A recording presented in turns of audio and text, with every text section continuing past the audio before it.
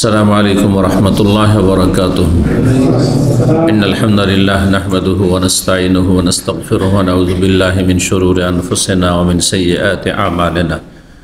मन यहदिहिल्लाहु फला मुदिल्ल लहु व मन युद्लिल फला हादिय लहु व अशहदु अन ला इलाहा इल्लल्लाहु वहदहु ला शरीका लहु व अशहदु अन्ना मुहम्मदन अब्दुहु व रसूलुहु सल्लल्लाहु तआला अलैहि व अला आलिहि व सहबिहि व सल्लम तस्लीमन कसीरा। अम्मा बाद फ़क़द क़ाल इमामुल बुख़ारी रहमहुल्लाहु तआला किताबुल मरदा बाबु मा जा फ़ी कफ़ारतिल मरद व क़ौलिल्लाहि तआला मन यअमल सूअन युज्ज़ा बिह।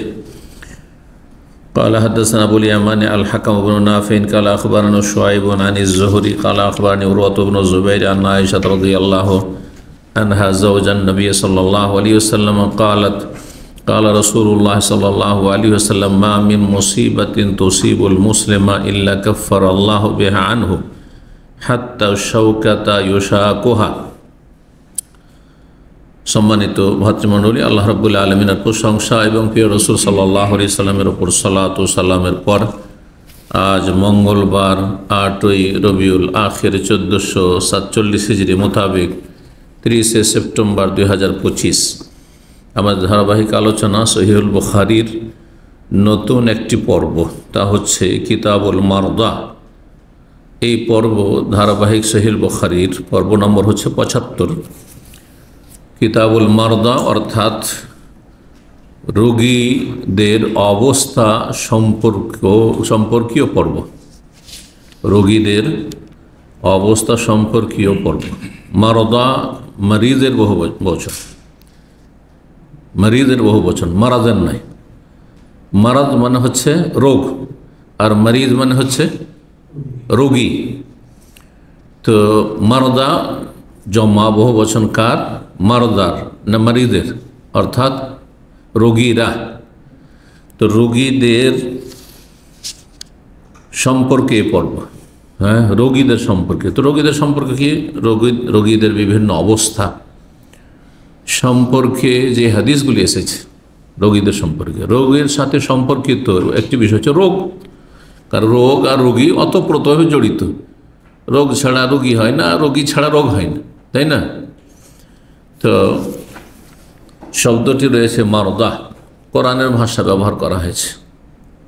ওয়াইন কুনতুম জুনুবান ফাত্তার ওয়াইন কুনতুম মারদা, আল্লাহ বলেছেন তোমরা যদি ব্যাধিগ্রস্ত হও, অসুস্থ হও অথবা সফরে থাকো, অসুস্থ অবস্থায় পানি ব্যবহার করতে পারছো না, গোসল ফরজ হয়ে গেছে, অপনদোষ হয়ে গেছে, অথবা স্বামী স্ত্রী মিলন হয়েছে আর গোসল করলে রোগ বেড়ে যাবে অথবা মানুষ মরে যাবে, ক্ষতি হয়ে যাবে শারীরিক, অথবা উজু করতে পারছো না, হ্যাঁ উজু করা যাচ্ছে না, উজু করলে রোগ বেড়ে যাবে, ঠান্ডা লেগে যাবে আর তাতে বিপদ নিয়ে আসবে হয়তো, বা রোগের চিকিৎসা চলছে, রোগের চিকিৎসা ব্যাহত হবে।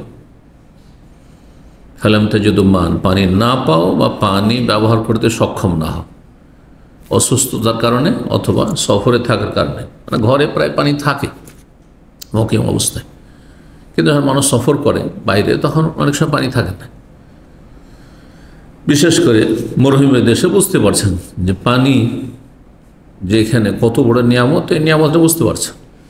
কারণ আমাদের দেশে পানি বেশিরভাগ আজাব হয়ে যায়, পানিটাও আজাব হয়ে যায়। এখান থেকে বোঝা যায় যতই ভালো জিনিস হোক যদি পরিমাণ সীমাহীন হয়ে যায় তো সেটি আজাবে রূপান্তরিত হয়ে যায়, নিয়ামত কি হয়ে যায়? আজাব হয়ে যায়।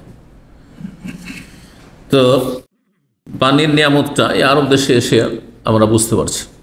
দেশে পানির গুরুত্ব মানুষ দেয় না,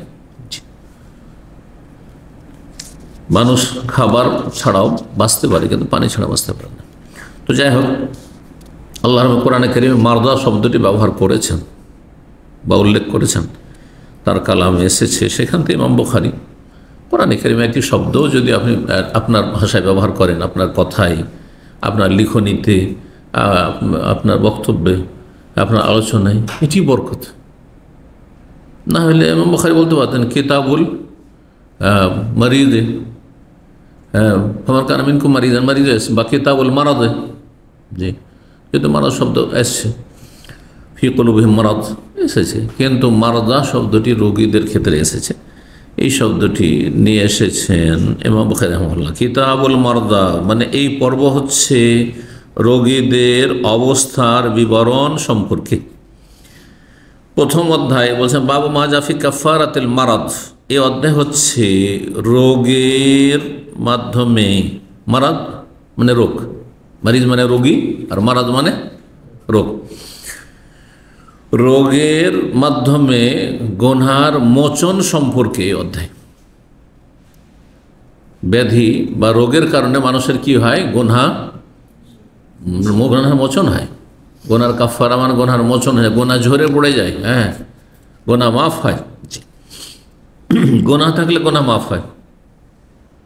যেমন গোনা যা ছিল ওর কাফারা মোচন হয়ে গেছে, তারপরেও রোগী অনেকেই ফরজ ওয়াজিব আদায় করছেন, বাহ্যিক কোনো কাবিরা গোনা তাদের জীবনে নেই, তারপরেও তো অসুস্থ হন। আম্বিয়া রাসূল অসুস্থ হননি, তাদের কোন গোনা ছিল যে গোনার কাফারা? তাহলে যার গোনা আছে তার গোনহার মোচন, যার গোনা নেই তার জন্য আরও দুটি দিক রয়েছে। এক হচ্ছে নেকি বৃদ্ধি, নেকি বাড়ানো। তাহলে রোগের মাধ্যমে নেকি বাড়ে, যেটা হয়তো আমল দিয়ে অত দূরে পৌঁছতে পারছে না, কিন্তু নেকি দিয়ে আল্লাহ উপরে আরও আমাকে উঠিয়ে দিলেন, আপনাকে উঠিয়ে দিলেন, ভালো মানুষকে। আর আরেকটি হয় রফউল দারাজাত, নেকি বাড়ে। আরেকটি হয় মর্যাদা উঁচু হয়, আল্লাহ আরও আপার লেভেলে নিয়ে যেতে চান।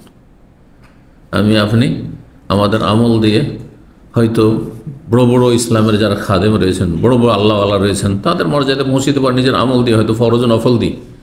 তখন আল্লাহ রাব্বুল আমাদের বিভিন্ন রোগ বালা মুসিবত দিয়ে কী করেন? মর্যাদাকে উন্নীত করেন, উপরে ওঠান। রাফুদ দারাজাত, জিয়াদাতুল হাসানাত ও তাকফিরুস সাইয়্যাত। রোগ হলে তিনটি ফায়দা রয়েছে, তিনটি ফায়দা রয়েছে। এই জন্য অসুস্থ ভালো মানুষ অসুস্থ হলে বিচলিত হওয়ার কিছু নেই। ভালো মানুষ সুখে থাকলেও নেকি করতে পারে শুকরিয়ার মাধ্যমে। লাইন শাকারতুম লাযিদান্নাকুম, শুকরিয়া দেখো আল্লাহ বাড়িয়ে দেবেন, দিনও বাড়িয়ে দেবেন, দুনিয়াও বাড়িয়ে দেবেন, যত শুকরিয়া আদায় করুন। আল্লাহ আপনাকে আমাকে ঈমান দিয়েছেন, আর শুকরিয়া আদায় করেন, আল্লাহ ঈমান বাড়িয়ে দেবেন। হ্যাঁ, ইবাদত বন্দেগীর তৌফিক দিয়েছেন, শারীরিক মানসিক, তো আল্লাহ রাব্বুল আলামিন শক্তি দিয়েছেন, সামর্থ্য দিয়েছেন, আর্থিক শক্তি দিয়েছেন, এলেম দিয়েছেন, বিদ্যা দিয়ে শুকরিয়া আদায় করে এলেম বেড়ে যাবে। পয়সার সুখে ধন সম্পদের শুকরিয়া আদায় করে ধন সম্পদ বাড়বে, দিন বাড়বে, দুনিয়া বাড়বে। তো মুমিন বান্দার মানুষের দুটোই অবস্থা হতে পারে, হয় সুখেও তার নেকি, প্রতিদান আল্লাহর পক্ষ থেকে, এখানে শুকরিয়ার মাধ্যমে, শুকরিয়া ইবাদত, আল্লাহ শুকরিয়া আদায় করা, নুন খেয়ে গুণ গাওয়াই আল্লাহর ইবাদত।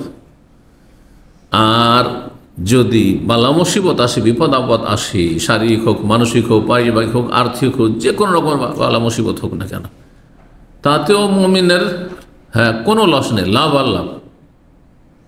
আপনার ইমানের দুর্বলতার কারণে ভাবছেন যে আমি লস খেয়ে গেলাম, হয়তো কোনো লস নেই, কারণ তখন আপনি সবর করবেন না। সবরও ইবাদত, আর শুকরিয়ার ইবাদত হচ্ছে মিষ্ট, মজা লাগে, কিন্তু সবর ধৈর্যের ইবাদত কোনো তিতা খাবারের মতো, তিতা পানীয়র মতো।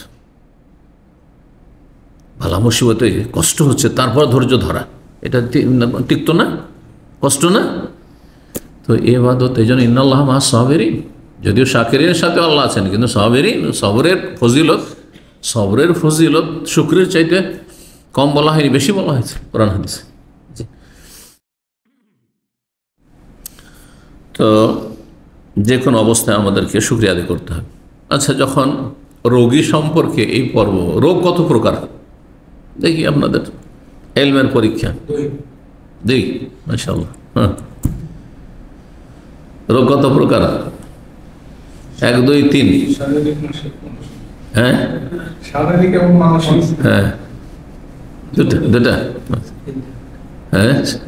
কি শারীরিক? অন্তর, মাশাআল্লাহ, এইটা বড় রোগ, অন্তর রোগটা বড় রোগ। ফি কুলুবিহিম মারাদ, আল্লাহ বলছেন তার অন্তরে রোগ আছে। অন্তরে রোগ আছে সেজন্য কাফের, অন্তরে রোগ আছে সেই জন্য জেনাকারী, চরিত্রহীন। অন্তরে রোগ আছে এই জন্য চোর, ডাকাত, খনি। অন্তরে রোগ আছে সেই জন্য বেদাতি। অন্তরে রোগ আছে, জি। সুস্থ নয়। যদি সুস্থ হতো তাহলে সে সন্ন্যার অনুসরণ, নবীর অনুসরণ করতো। নবীকে বাদ দিয়ে অন্যর কেন অনুসরণ করতো? কথা বোঝা গেছে? তো এই জন্য ওলামারা রোগকে প্রথম দুভাগ করেছেন। হ্যাঁ, মারুদুল কুলুব ও মারুদুল আবদান, অন্তরের রোগ আর আরেকটা হচ্ছে শরীরের রোগ। অন্তরের রোগ আবার দুই রকম, মারুদুল শাহওয়াত, মারুদুল শুবহাত। এই রোগের উপরে বিষয়ভিত্তিক একটা আলোচনা করা যেত বিস্তারিত। মারুদুল শুবহাত সংশয়ের রোগ। সংশয়ের রোগের কারণে কাফের হয়, কেউ মুশরিক হয়, কেউ বেদাতি হয়, হ্যাঁ, কেউ বিভিন্ন গুমরাহ ফিরকা, ওই যে 73-72 ফিরকা, জাহান্নামী ফিরকা, ওই সব ফিরকার যতগুলো এদের সংশয়ের রোগ আছে, শুবহাতের রোগ আছে। না, এটা ঠিক নয়, এটাই ঠিক। আল্লাহর হাত নেই, কুদরতি হাত। আল্লাহর পা নেই, কুদরতি পায়ে সিজদা করছি। এর মধ্যে যে শুবহাত, সংশয়ের রোগ আছে এদের, সংশয়ের রোগ। এরকম যত গুমরাহ, আল্লাহর চেহারা নেই, আল্লাহ সত্তা, আল্লাহর চোখ নেই, রক্ষণাবেক্ষণ, আশায়েরা, মাতুরিদিয়া, এইরকমই। আল্লাহ সরাসরি আল্লাহ পর্যন্ত কী করে পৌঁছবেন আপনি? এখানে যে উঠে এসছেন, ডাইরেক্ট উঠে এসছেন না সিঁড়ি লিফট ব্যবহার করেছেন? তো এইখানে ওঠার জন্য ইসলাম সেন্টার আছে, লিফট লাগলো, আর আল্লাহকে পাওয়ার জন্য লিফট লাগবে না? ওই লিফটটা হচ্ছে পীর, আর হচ্ছে লিফটটা হচ্ছে মাজার, লিফটটা হচ্ছে গোশ কুতুবের দোহাই দিয়ে দোয়া করা, নবী পাকের ওসিলায় আল্লাহ দোয়া কবুল করা। এরা আবার কয়েক ক্যাটাগরির আছে, মুশরিকও আছে, বেদাতিও আছে। সবগুলি ওই শুবহাতের রোগে আক্রান্ত এরা। এদের অন্তর সংশয়ের, শুবহাত মানে সংশয়ের রোগে আক্রান্ত। না, এটা ঠিক লাগে না, এটা ঠিক লাগছে, এই যে সংশয়ের রোগ। আর এক রোগ হচ্ছে মারুদুস শাহওয়াত, কুপ্রবৃত্তির রোগ, মনের পূজা করা রোগ। মন চাইছে কয়দিনের দুনিয়া একটু আমোদ ফুর্তি করি, হ্যাঁ, মজ মস্তি করি। হ্যাঁ, বিয়ে করলে তো মেলা দায়িত্ব নিতে হবে, ও ছেলে মেয়ে শুরু হবে, তাদের দায়িত্ব নিতে হবে, ভরণ পোষণের দায়িত্ব নিতে হবে, মাথার বোঝা চাপবে, ফিরেই থাকলাম আর চরিত্রহীন, যা ইচ্ছা তাই করলাম। হ্যাঁ, সবাই মদ খাচ্ছে, আমি কেন খাবো না? সবাই সিগারেট পান করছে, আমি কেন পান করব না? দুনিয়া এইসব করছে, আমি কেন করবো না? দুনিয়া টাকার পিছনে ছুটছে, আমি কেন টাকার পিছনে ছুটবো না? হ্যাঁ, হালাল এটা হারাম, এসব করলে তাহলে তো ওই যে এত টাকা খরচ করে সৌদি আরবে এসেছি, কখন এই টাকা উঠাবো? মারুদু শাহওয়াত, মনের খারাপ চাহিদা, কামনা বাসনা পূরণের রোগ। বৈধ বাসনা পূরণ করেন আপনি বৈধ পন্থায়, কিন্তু যখন এই জন্য কুপ্রবৃত্তি, শাহওয়াত মানে কুপ্রবৃত্তি, কুপ্রবৃত্তির যারা অনুসরণ, একে কোরআন ভাষা হাওয়া বলা হয়েছে। হাওয়া মানে ঝুঁকে যাওয়া, ব্যালেন্স ঠিক থাকে না, আমি সোজা বসে আছি সেজন্য, এটা হচ্ছে হাওয়া, ঝুঁকে যাওয়া। তো যারা বিভিন্ন পাপে জড়িয়ে আছে তারা ডানে অথবা নুয়ে গেছে, ঝুঁকে আছে, মারুদু শাহওয়াত, কুপ্রবৃত্তির কাছে বন্দী হয়ে গেছে। যেমন জেলে বন্দীকে রাখা হয়, ওই বন্দী হয়ে গেছে, অভ্যাসের দাস, সে না হারাম ছাড়তে পারছে না, হারাম দেখা ছাড়তে পারছে না, ব্লু ফিল্ম, হ্যাঁ, হারাম শোনা, গান শোনা ছাড়তে পারছে না, বাজনা শোনা ছাড়তে পারছে না, হারাম খাওয়া ছাড়তে পারছে না, হারাম রোজগার ছাড়তে পারছে না, হারাম অভ্যাস ছাড়তে পারছে না, হস্তমৈথুন ছাড়তে পারছে না। শাহওয়াতের রোগী, মারুদু শাহওয়াত, এই দুই রোগের কথাই কোরআনে কারিমে রয়েছে। তো সময় না বাড়িয়ে দিকে যাওয়ার চেষ্টা করি। তাহলে অন্তরের রোগ প্রথম দুই ভাগ করলাম, আর তারপরে একটি তার হলো অন্তর রোগ, হ্যাঁ, মারুদুল কুলুব। এই রোগ আবার দুই রকমের, তাই না? শাহওয়াত আর শুবহাত।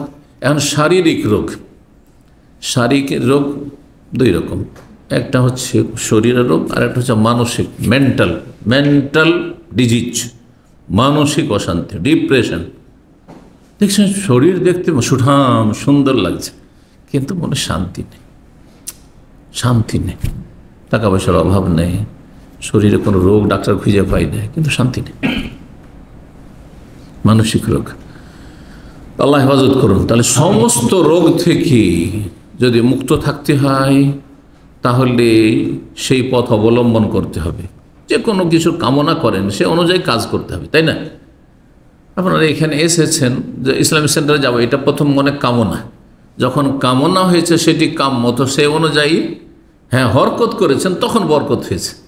বুঝতে পেরেছেন? তা আপনি শরীরকে সুস্থ রাখতে চাইলে আপনার কি করণীয় সেগুলি আপনাকে খেয়াল রাখতে হবে। এগুলো পার্থিব বিষয়গুলো শিখাবার প্রয়োজন নেই, আজকাল এগুলো বেশি জানছেন আপনারা, আর এরই বেশি গুরুত্ব দিয়েছেন। মানসিক শান্তি পাওয়ার জন্য, যাতে ডিপ্রেশন না আসে, দুশ্চিন্তা না আসে, সবসময় ফ্রি থাকি, হাসি খুশি থাকি, সুখ হোক আর দুঃখ হোক, রুগী হোক আর ভালো হোক আর মন্দ হোক, তাহলে তার জন্য কিছু করণীয় রয়েছে আর কিছু বর্জনীয় রয়েছে। বাদ দিতে হবে কিছু, আর কিছু করতে হবে মানসিক অবস্থা ভালো রাখার জন্য। আর অন্তরকে রোগমুক্ত রাখার জন্য কিছু করণীয় রয়েছে, যেগুলো ঈমানি করণীয়, ঈমান এবং তাকওয়া। ঈমান এবং তাকওয়া, তৌহিদ সুন্নাহর মাধ্যমে মারজুস শুবহাত দূর করবেন, আর তাকওয়ার মাধ্যমে মারজুস শাহওয়াত, কুপ্রবৃত্তির রোগ দূর করবেন আল্লাহ ভীরুতার মাধ্যমে। তো একটা বিস্তারিত বক্তব্যের ভূমিকা আপনাদের সামনে পেশ করে দিলাম, যেহেতু রোগ বা রোগী সম্পর্কে আজকে আলোচনা হচ্ছে। যদিও মূলত এখানে কোন রোগের আলোচনা করা হচ্ছে, শারীরিক বা মানসিক এই ধরনের রোগের কথা, এখানে মারজুল কুলুবের কথা উল্লেখ করা হয়নি। তো বলছেন বাউ মাজাফি কাফারাতুল মারদ, রোগের গুনাহমোচনের ক্ষেত্রে এই অধ্যায়। মহান আল্লাহ বলছেন সূরা নিসা আয়াত নম্বর 123, মাইয়ামাল সুআই ইউজজা বিহি, কোন ব্যক্তি যদি মন্দ কাজ করে, খারাপ আমল করে, পাপ করে, গুনাহ করে, ইউজজা বিহি, তাহলে তার প্রতিদান তাকে দেওয়া হবে, বদলা দেওয়া হবে। এটা সুনিশ্চিত। আপনি মন্দ করবেন, মন্দ পাবেন, বদলা পাবেন। ভালো করবেন, ভালাই পাবেন। আপনি মুখস্থ করেন, এটি কোরআনে কারীমের কথা। মান আমিলা সালিহান ফালিনাফসি, খুব ভালো কাজ করবে নিজের জন্য। আপনারা এখানে ভালো করছেন, দিন শেখার জন্য এসেছেন, আপনার কল্যাণে করলেন, আলহামদুলিল্লাহ, যেটা আপনার বেনিফিট আছে। কেউ মন্দ কাজ করছে বা কোনো সময় মন্দ কাজ করছেন, এর পরিণাম আপনাকে ভুগতে হবে। যদি দ্রুত তওবা করে নিয়ে আল্লাহর কাছে, আল্লাহর আযাব থেকে মুক্ত হয়ে যান, সেটা ভিন্ন বিষয়। না হলে গুনাহকে ছাড় দিলে, গুনার পথে এগিয়ে গেলে কিন্তু এর জন্য আপনাকে কষ্ট পোহাতে হবে। মাইয়ামাল সুআ ইউজজা বিহি, সুতরাং আপনি কোনো যখন পাপ করবেন তখন কি হবে, আপনি রোগে আক্রান্ত হবেন, শারীরিক অথবা মানসিক রোগে আক্রান্ত হবেন, অশান্তি হবে শারীরিক বা মানসিক। এর মাধ্যমে আল্লাহ আপনাকে পাপের ইউজজা বিহি, বদলা দিলেন, পাপের শাস্তি দিলেন। এ হচ্ছে আয়াতের সম্পর্ক, যে রোগ গুনহার কাফারা।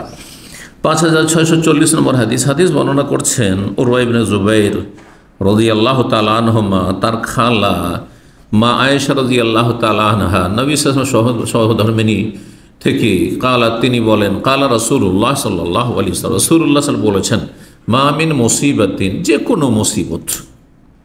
তাই না, মুসিবত শব্দটি আরবি, কিন্তু আমরা মুসিবত হচ্ছে আরবিতে মাসিবাহ, গোলতা দিয়ে, তাই মরবুতা।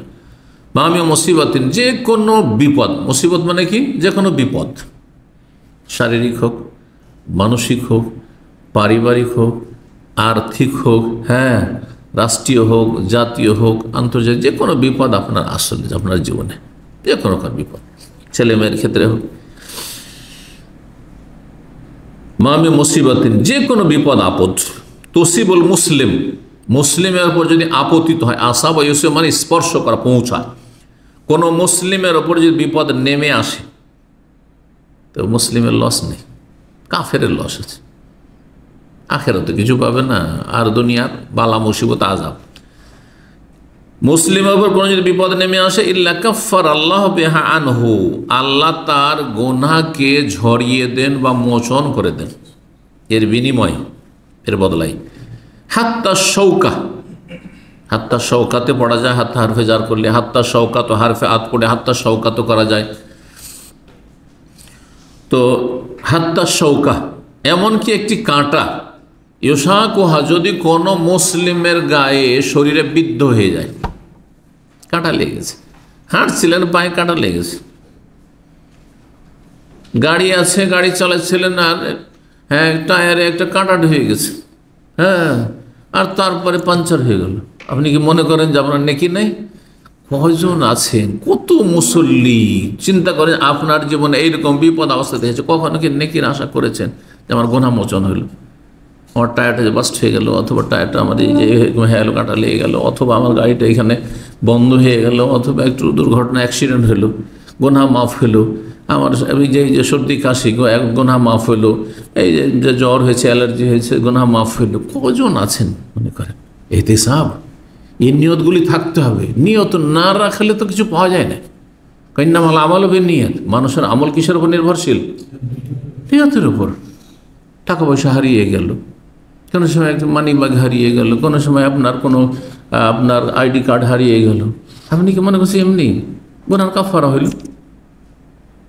এতে একজন মুমিন ব্যক্তি শুধু গুনার কাফারা হইল বলেই ক্ষান্ত হবে না, বরং সে আত্মপর্যালোচনা করবে, মুহাসাবা, নিজের হিসাব কষবে।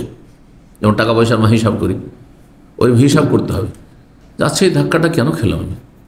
আজকে আমার অ্যাক্সিডেন্টটা কেন হইল? এখানে আমাকে অপমান কেন হইতে হলো একটা লোকের কাছে? অথবা আমি আজকে অসুস্থ কেন হইলাম? হ্যাঁ, এই ক্ষয়ক্ষতিটা আমার কেন হইল? এখানে কেন আমি ধোকা খেয়ে গেলাম? ব্যবসায় পার্টনারশিপে গিয়েছিলাম, আমার টাকাটা লস কেন চলে গেল? কেন বেমানি করে নিল? দেখি তো আমার লাইফে গুনাহ আছে নাকি? হ্যাঁ, আমার ছেলেটা খারাপ কেন হয়ে গেল? আমার স্ত্রী আমার কথা শোনে না কেন? যখন তখন কথায় কথায় উত্তর দেয়, প্রতি উত্তর করে, ঝগড়া লেগে যায়। হ্যাঁ, কেন সম্পর্ক খারাপ হয়ে যাচ্ছে? প্রত্যেকটি ক্ষেত্রে, কারণ প্রত্যেকটি মুসিবত, এগুলো কোনো নিয়ামত নয়। অপ্রীতিকর যা কিছু আপনি পছন্দ করেন না যে এরকমটা হোক, সেটি মুসিবত। মুসিবত মানে শারীরিক মুসিবত শুধু নয়, শারীরিক হতে পারে, মানসিক হতে পারে, পারিবারিক হতে পারে, যে কোনো ক্ষেত্রে হতে পারে। রাস্তাঘাটে চলতে গিয়ে কেউ একটা খারাপ কথা বলে দিল, কেউ একটা গাল দিয়ে দিল, কেউ আপনার মানহানি করলো, হ্যাঁ, ব্যঙ্গ করলো, ইত্যাদি ইত্যাদি। এমনকি সোশ্যাল মিডিয়াতে ব্যঙ্গ করছে। যদি গুনাহ থাকে, গুনাহ মাফ হবে।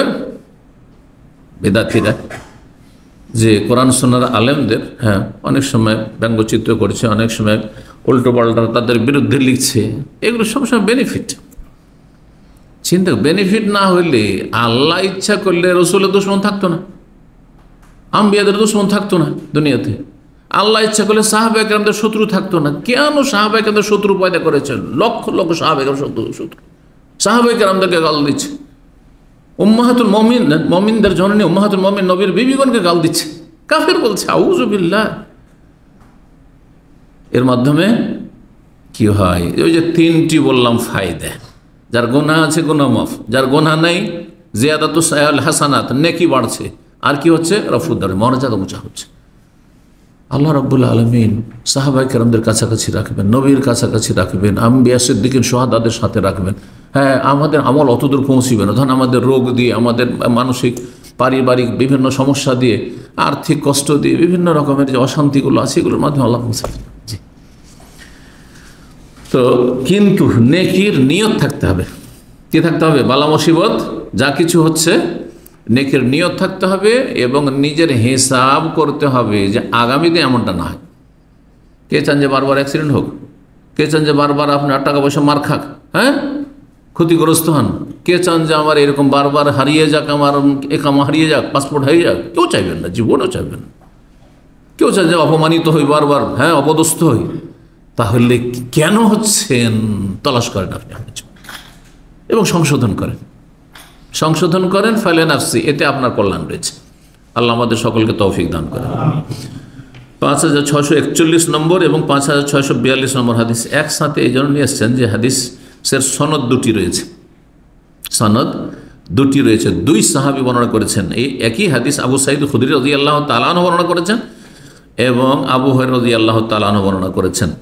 ইমাম বুখারী ওস্তাদ আব্দুল্লাহ বিন মুহাম্মদ, তার ওস্তাদ আব্দুল মালিক বিন আমর, তার ওস্তাদ জুহাইর বিন মুহাম্মদ, তার ওস্তাদ হচ্ছে মোহাম্মদ ইবনে আমর ইবনে হালহালা, তার ওস্তাদ হচ্ছে আতা বিন ইয়াসার তাবেঈ, এবং তিনি বর্ণনা করেছেন আবু সাঈদ খুদরী থেকে, আবু হুরায়রা থেকে। তাহলে একজন তাবেঈ দুইজন সাহাবী থেকে বর্ণনা করে। যখন সাহাবী দুইজন হয়ে গেল, হাদিস দুটি হয়ে গেল। কথা বোঝা গেছে না? তো মুহাদ্দিসিনদের ভাষায় শুধু মতন মানে বিষয়বস্তুটিকে হাদিস বলা হয় না। হাদিসের দুটো অংশ আছে, একটি হচ্ছে সনদ আর একটি মতন। সনদ মানে বর্ণনাকারীদের সূত্র যেটি, আর মতন মানে যে বিষয়বস্তু নবী সাল্লাল্লাহু আলাইহি ওয়াসাল্লাম বলেছেন অথবা নবী সাল্লাল্লাহু আলাইহি ওয়াসাল্লাম করেছেন, কোনো একটি বিষয় বর্ণনা করা হয়েছে সেটি।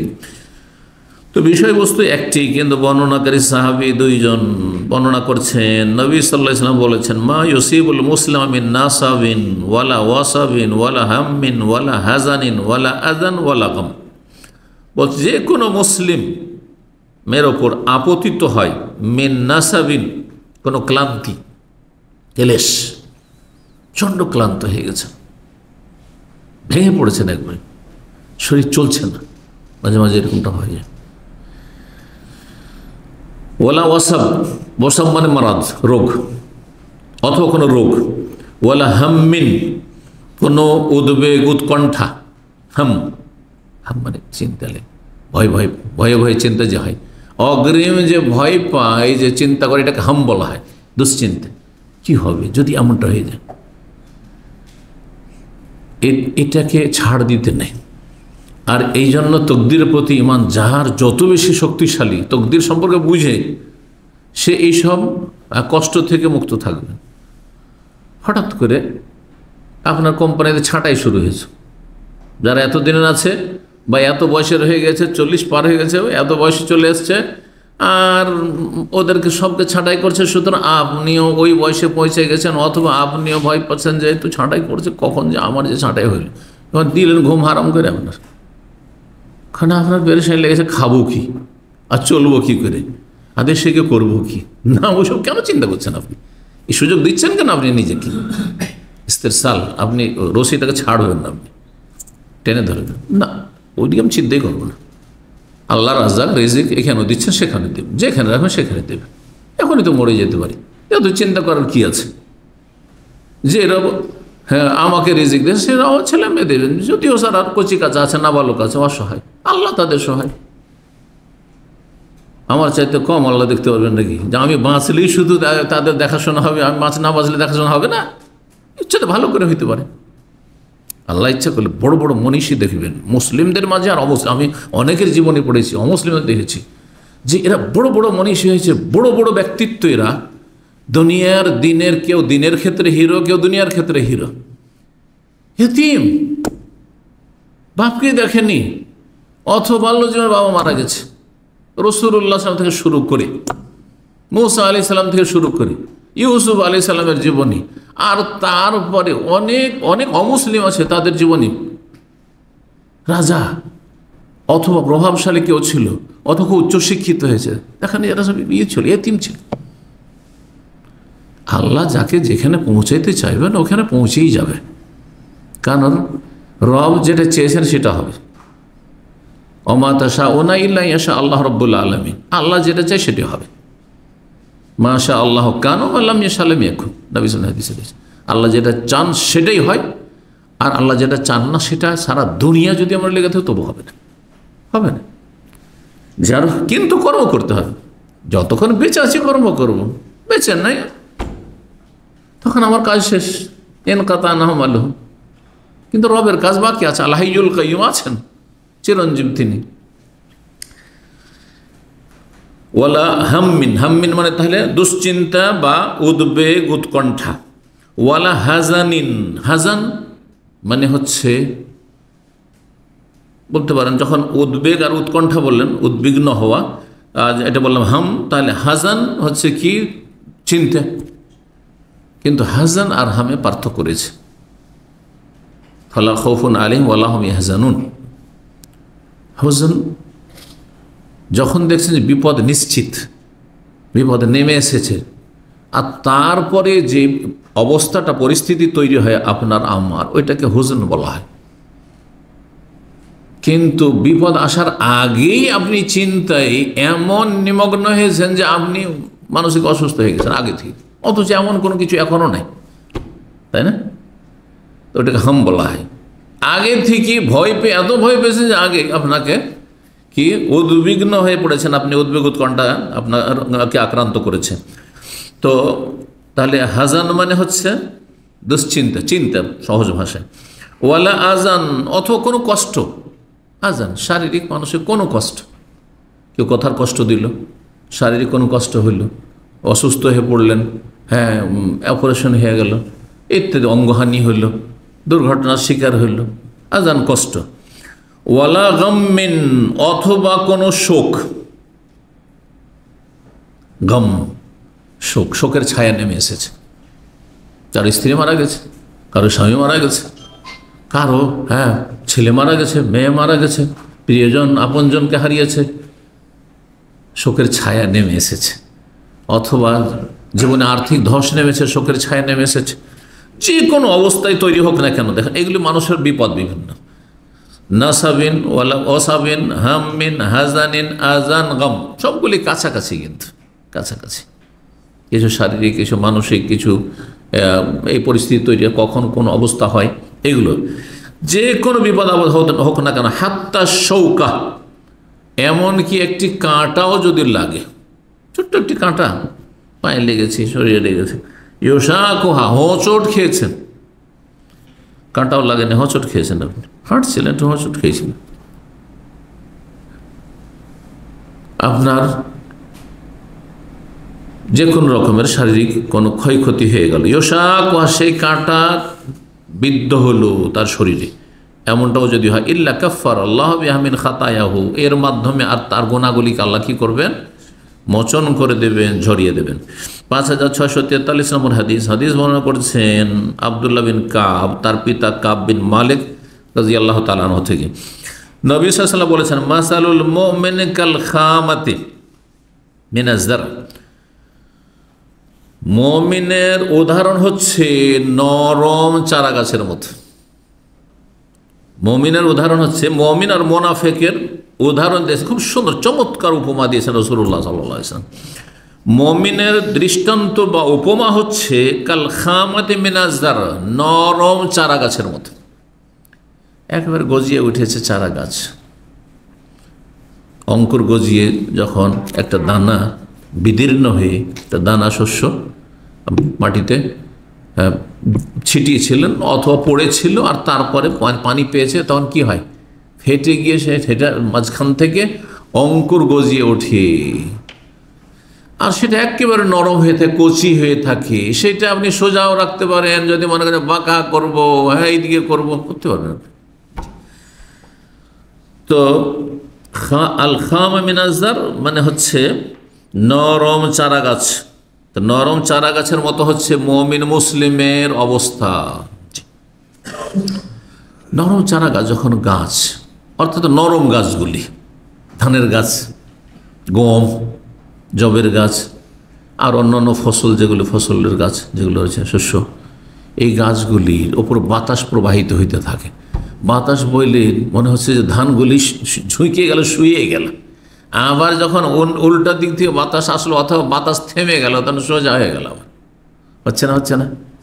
তো মুমিন ঠিক ওই রকমই, তার ইমানে অটল থাকবে, তার জীবনে বালা মুসিবত আসবে, কখনো এই দিকে ঝুঁকিয়ে দিবে, শারীরিক দিক থেকে ঝুঁকিয়ে দিয়েছে, তাকে নুয়ে দিয়েছে, কখনো মানসিক দিক থেকে মানসিক পীড়ায় ভুগছে, ঝুঁকিয়ে দিয়েছে, একটু ঝুঁকে গেছে, হয়তো ওই ঝড় বাতাসে যেমন ফসল, নরম ফসলগুলি, নরম গাছগুলি ঝুঁকে যায়, কখনো আর্থিক লসের কারণে একটু ঝুঁকে গেছে, তারপরে আবার সোজা ঠিকই আছে।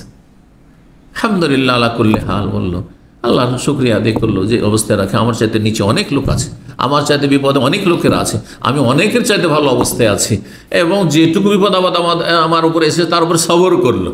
ইন্নাল্লাহ মা'আস সাবিরিন। সুবহানাল্লাহ। আরো স্পষ্ট করেছে বিষয়টি যে একজন মুমিন মুসলিম যদি সত্যিকার মুমিন মুসলিম হন বা হতে পারি আমরা, তাহলে আমাদের উদাহরণ হচ্ছে নরম চারা গাছের মতো। চারা গাছ ভেঙে যায় না, ধানের গাছ কোনো ভেঙে গেছে দেখেন, পড়ে যেতে পারে, ঝুঁকিয়ে যেতে পারে একেবারে, কিন্তু ভেঙে যাবে না। সব গম জব এগুলো ভাঙবে না, বুটের গাছ ভাঙবে না এগুলো।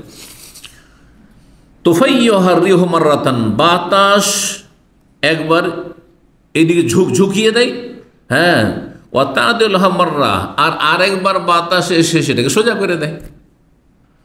উত্তরা বাতাস আসলো তখন ঝুঁকিয়ে দিল, দক্ষিণে বাতাস আসে সেটাকে কি করে দিল, সোজা করে দিল। আবার পশ্চিমা আর পূর্বের বাতাস ওই রকম করলাম। ওয়া মাসালুল মুনাফিকি, আর যে কপট মুনাফিক, যার ইমানে ভেজাল আছে, নামকে অস্তে মুসলিম, মোনাফেকই রয়েছে তার মধ্যে। সে আকিদার মোনাফেক হইলে তো বড়ই মোনাফেক, আর যদি আখলাক চরিত্রের মোনাফেক, আমলের মোনাফেক হয় তবু। তো মোনাফেকের উদাহরণ হচ্ছে কাল আরজাতে, আরজা অর্জুন গাছকে বলা হয়। অর্জুন গাছ বুঝছেন? এক ধরনের গাছ আছে অর্জুন, এটা ভাষ্যকাররা বলেছেন অর্জুন শব্দটি, আর ওখান থেকে আরজা শব্দ এসছে আরবিতে। তো কিন্তু অন্যান্য ভাষ্যকাররা বলছেন যে কোনো কাণ্ড বিশিষ্ট শক্ত গাছ, আরজা হচ্ছে শক্ত গাছ। কারণ নরম চারা গাছের কথা বলা হলে যেগুলো ফসলের শস্য ক্ষেতের গাছ, এটা হচ্ছে মমিনের মতো, বা মমিন হচ্ছে শস্য গাছের মতো, আর মোনাফেক হচ্ছে কার মতো? শক্ত গাছের মতো, শক্ত গাছের মতো, লম্বা শক্ত গাছ। আর ঝড়, যতই ঝড় হোক না কেন, ঝড় হইলে ঝুঁকছে না, ঝুঁকাইতে পারছে না। ধরেন খেজুর গাছ, তাল গাছ, নারকেল গাছ, আম গাছ, কাঁঠাল গাছ, ঝুঁকাইতে পারছে না। ডাল আছে সেগুলো, কিন্তু কাণ্ডটাকে তো আর ঝুঁকাইতে পারছে না। বড় বড় মোটা ডাল সেগুলো ঝুঁকাইতে পারছে না।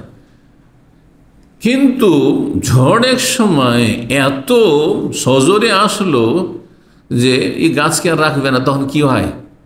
হ্যাঁ, গাছের শেকড় থেকে, জড় থেকে উঠিয়ে দিল। খেজুর গাছগুলো দেখেন জড় থেকে উল্টে পড়ে থাকে, মাঝখান থেকে হয় না, হ্যাঁ, শেকড়ই শেষ। তো মোনাফেক ওই রকম, মোনাফেকেরও বালা মুসিবত আসে না, আসে না, বিপদ আসে না, আসে না, আল্লাহ ধরেন না, ওর গুনাহগুলিকে জমা করছে কঠোর শাস্তি দেওয়ার জন্য। আর যখন আল্লাহ ধরেন দুনিয়াতেই অথবা মরার পরে, যখনই ধরবেন তো ওই শেকড় থেকে একবারে উপড়ে ফেলা গাছের মতো সব সর্বনাশ, আর জান্নাত নসিব হবে না, জাহান্নামের ইন্ধন হবে। আর দুনিয়াতে বাঁচলে আর দাঁড়াতে পারবেন না, ওই এমনভাবে পড়ে গেছে একবার সর্বনাশ হয়েছে, আর দাঁড়াতে পারবে না। দেখেন বড় বড় জালেমগুলোকে, আপনাদের চোখের সামনে এইসব দৃষ্টান্ত রয়েছে। এত শক্ত গাছ ছিল দীর্ঘদিন যে এই গাছের ধারে কাছে যায় কে, ঠিক না? কিন্তু যখন আল্লাহ ধরে এমন লাঞ্ছিত যে অন্তর থেকে ভালোবাসে এমন লোক খুঁজে পাওয়া মুশকিল। যদি কেউ ভালোবাসা প্রকাশ্য করে তো দুনিয়ার স্বার্থে করছে। কত ঘৃণা তাদের ক্ষেত্রে আল্লাহ মানুষের অন্তরে সৃষ্টি করে দিয়েছেন, যে আল্লাহ অন্তরের মালিক। এরা হচ্ছে বেঈমান, এরা হচ্ছে মুনাফিক চরিত্রের। হ্যাঁ, মানুষের অন্তরে তাদের ঘৃণা, এবং তাদের বিপদ আসে না। অনেক সময় মানুষ ফেরাউন, কারুন, হামান, এই ধরনের যুগে যে আবু জাহাল, এদের জুলম অত্যাচার যখন যুগে যুগে এরকম জালেমগুলো জুলম অত্যাচার চলতে থেকেছে, তখন অনেক মানুষ হতাশাগ্রস্ত। আল্লাহ কি এদেরকে ধরবেন না? ধরেন না, এত এরা সীমা লঙ্ঘন করছে, এত জুলম অত্যাচার, ধরেন না। কিন্তু যখন ধরেন লামিউ ফেলে তো ছাড়েন না আল্লাহ, অন্য হাদিস যেমন রয়েছে, তখন আর ছাড়াছাড়ি নেই। জি, কঠোরভাবে ধরেন, কিন্তু মুমিনকে আল্লাহ কঠোরভাবে ধরেন না। এই জন্য আমার একটি রোগের ওপরে মেলা আলোচনা আমার আছে, 3টি আলোচনা রোগের ওপর তো খুব গুরুত্বপূর্ণ রয়েছে, বিষয়ভিত্তিক। তো আমি ওই সব আলোচনাতে বলেছি, দেখেন অল্প স্বল্প রোগ হওয়াটা এটা নিয়ামত। যেই রোগগুলি দুরারোগ্য নয়, মানে ওর চিকিৎসা নেই এমন নয়, চিকিৎসা আছে, মাঝে মাঝে 2 দিন 3 দিন অসুস্থ হইলেন, ভালো হয়ে গেলেন, আবার হ্যাঁ একেবারে পড়ে গেলেন না, আপনি সর্বনাশ হয়ে গেল না, এটা নিয়ামত। এর মাধ্যমে অনেক বেনিফিট আছে। 3টি বেনিফিট বললামই আজকে শুরুতে, তাই না? কোন রোগটি আযাব, অথবা কোন রোগ আপনার ঈমান দুর্বল। আজকালকার অধিকাংশ আমাদের ঈমান দুর্বল, আর আমাদের উপর যদি বড় ধরনের রোগ এমন চলে আসে যে তখন হয়তো আর সামলাতে পারছি না। এই জন্য নবী সাল্লাল্লাহু আলাইহি ওয়াসাল্লামের দোয়াতে এই কথা নেই যে আল্লাহ যেন কোনোদিন অসুস্থ না হই। দোয়া যে শিখেছে, আল্লাহুম্মা ইন্নী আউযু বিকা মিনাল বারাসে ওয়াল জুনুনে ওয়াল জুযামে ওয়া মিন সাইয়্যিল আসকাম। আল্লাহুম্মা ইন্নী আউযু বিকা, বা ইন্নী আউযু মিনাল বারাস, শ্বেতরোগ। কারণ শ্বেতরোগ দেখতে খারাপ লাগে, শরীর সাদা সাদা হয়ে যাচ্ছে, দেখতে মানুষের আশেপাশের লোকের অরুচি হবে। হ্যাঁ, অনেক সময় অবিবাহিত হলে বিবাহ করতে দিতে চাইবে না কেউ, অবিবাহিতা হলে বিয়ে করতে চাইবে না কোনো মেয়েকে, শ্বেতরোগ। তারপর এই সাধারণত এই রোগগুলি ছোঁয়াচেও হইতে পারে। তো যাই হোক, বিভিন্ন কারণে শ্বেতরোগ থেকে আশ্রয়। আর ও জনুন, পাগল হওয়া, কারণ পাগল হওয়া একেবারে পাগল হয়ে গেল, সুবহানাল্লাহ, জীবনে কোনো কিছুই থাকলো না, তার পাগলের কোনো সংকল্পই নেই, জীবনটা বেকার হয়ে গেল। ওল জুজাম কুষ্ঠরোগ, কুষ্ঠরোগ পচে গিয়ে শরীর সরে সরে পড়ছে, কুষ্ঠরোগ। জুজাম অমিন সাইয়িল আসকাম, আর মন্দ রোগের থেকে আশ্রয় চাইছে, মন্দ রোগ থেকে আশ্রয় চাইছে। তাহলে সাইয়ুন বলা হয়েছে, তাহলে বোঝা গেল যে সাইয়ুল আসকাম থেকে যখন আশ্রয় নবী যখন শিখিয়েছেন, তাহলে বোঝা যাচ্ছে কিছু আছে হাসানুল আসকাম। সাইয়ুনের বিপরীত কি? হাসান, ভালো রোগ।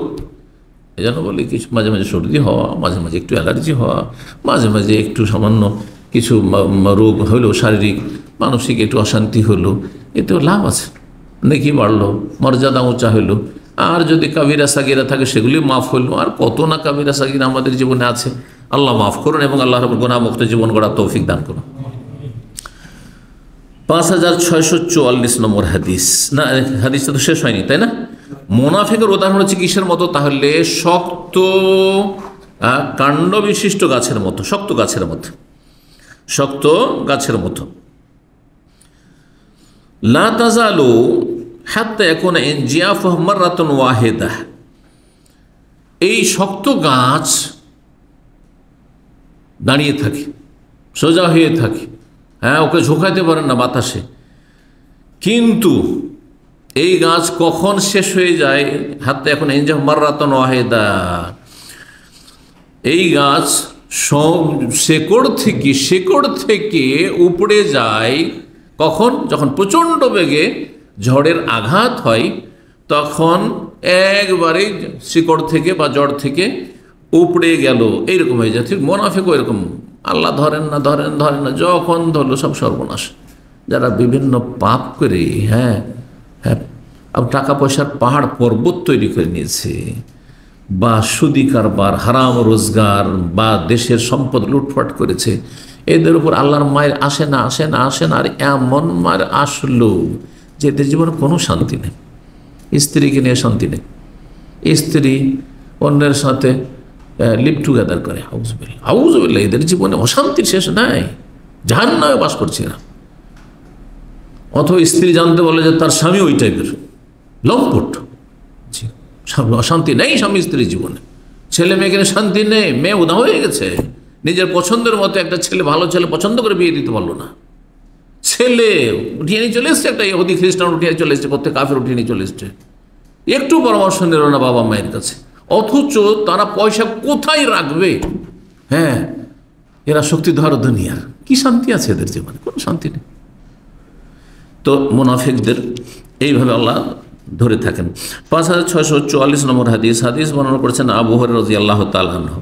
ওই হাদিসটি আগের হাদিস আব্দুল্লাহ বিন কাব, এই হাদিস আগেরই হাদিস, কিন্তু কিছু পার্থক্য, শব্দের পার্থক্যের সাথে রয়েছে। আবু হুরায়রা রাদিয়াল্লাহু তাআলা আনহু বর্ণনা করে বলছেন যে রাসূলুল্লাহ সাল্লাল্লাহু আলাইহি ওয়াসাল্লাম বলেছেন, মাসালুল মুমিন কামাসালিল খামাতি মিনাজ জার, মুমিনের উদাহরণ হচ্ছে নরম চারা গাছের মতো।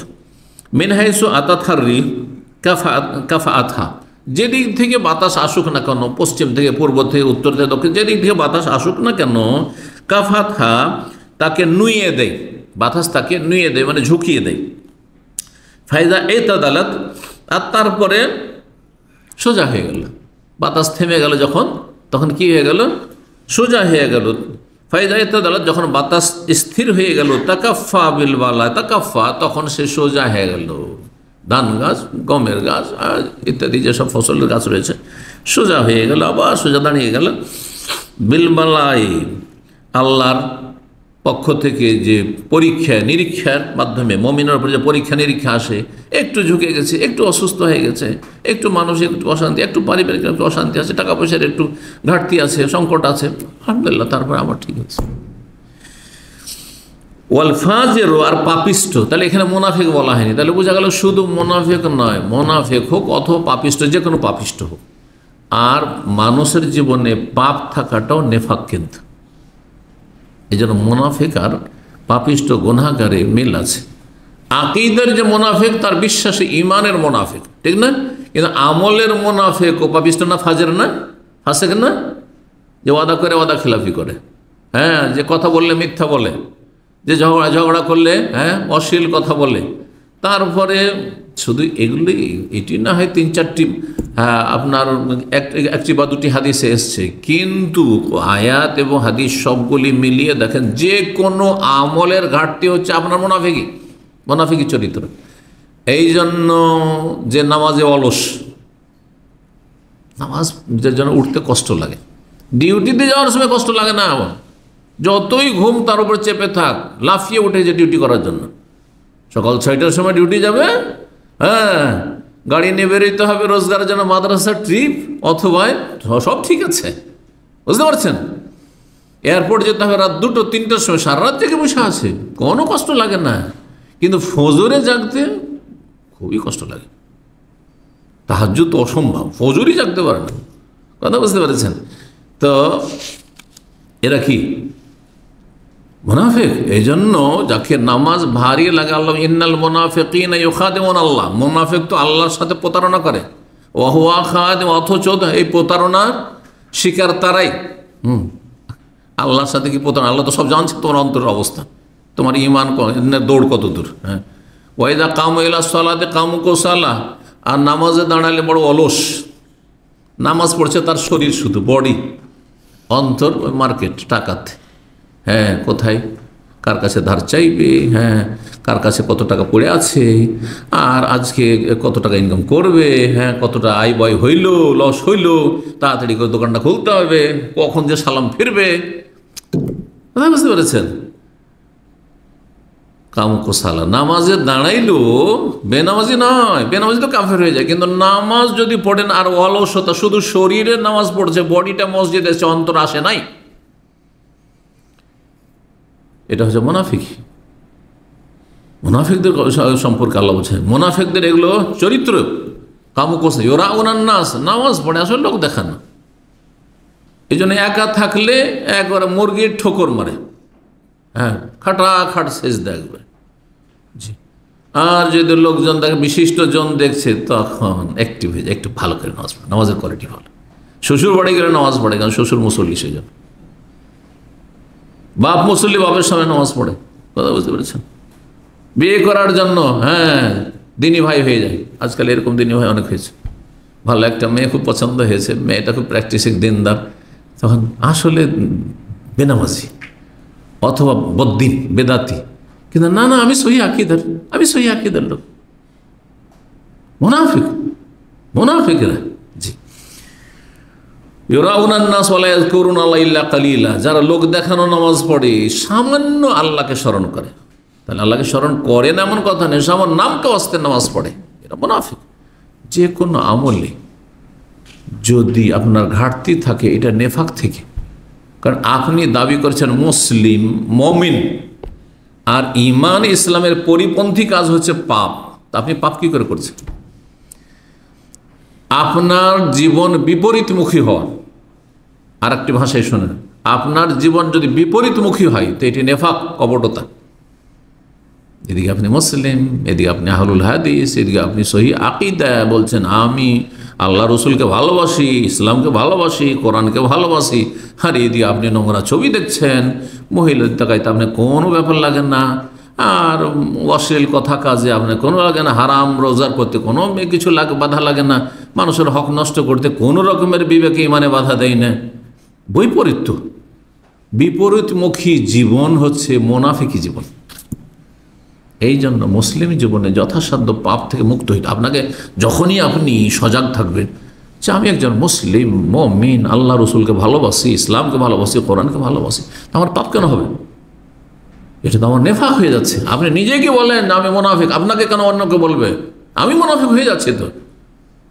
যেমন সাহাবী এসে বলছেন, ইয়া রাসূল নাফাকা হানজালা, তো হানজালা মুনাফিক হয়ে গেছে, কারণ আপনার সামনে থাকলে জান্নাত দেখতে পায়, জাহান্নাম দেখতে পায় মনে হচ্ছে, আর বাড়ি গেলে তো ভুলে যায়। তাহলে তো এইরকম যে অবস্থার পরিবর্তন হচ্ছে, এটা তো আমার মুনাফিক হয়ে যাচ্ছে মনে হচ্ছে। কত ভয় ছিল তাদের।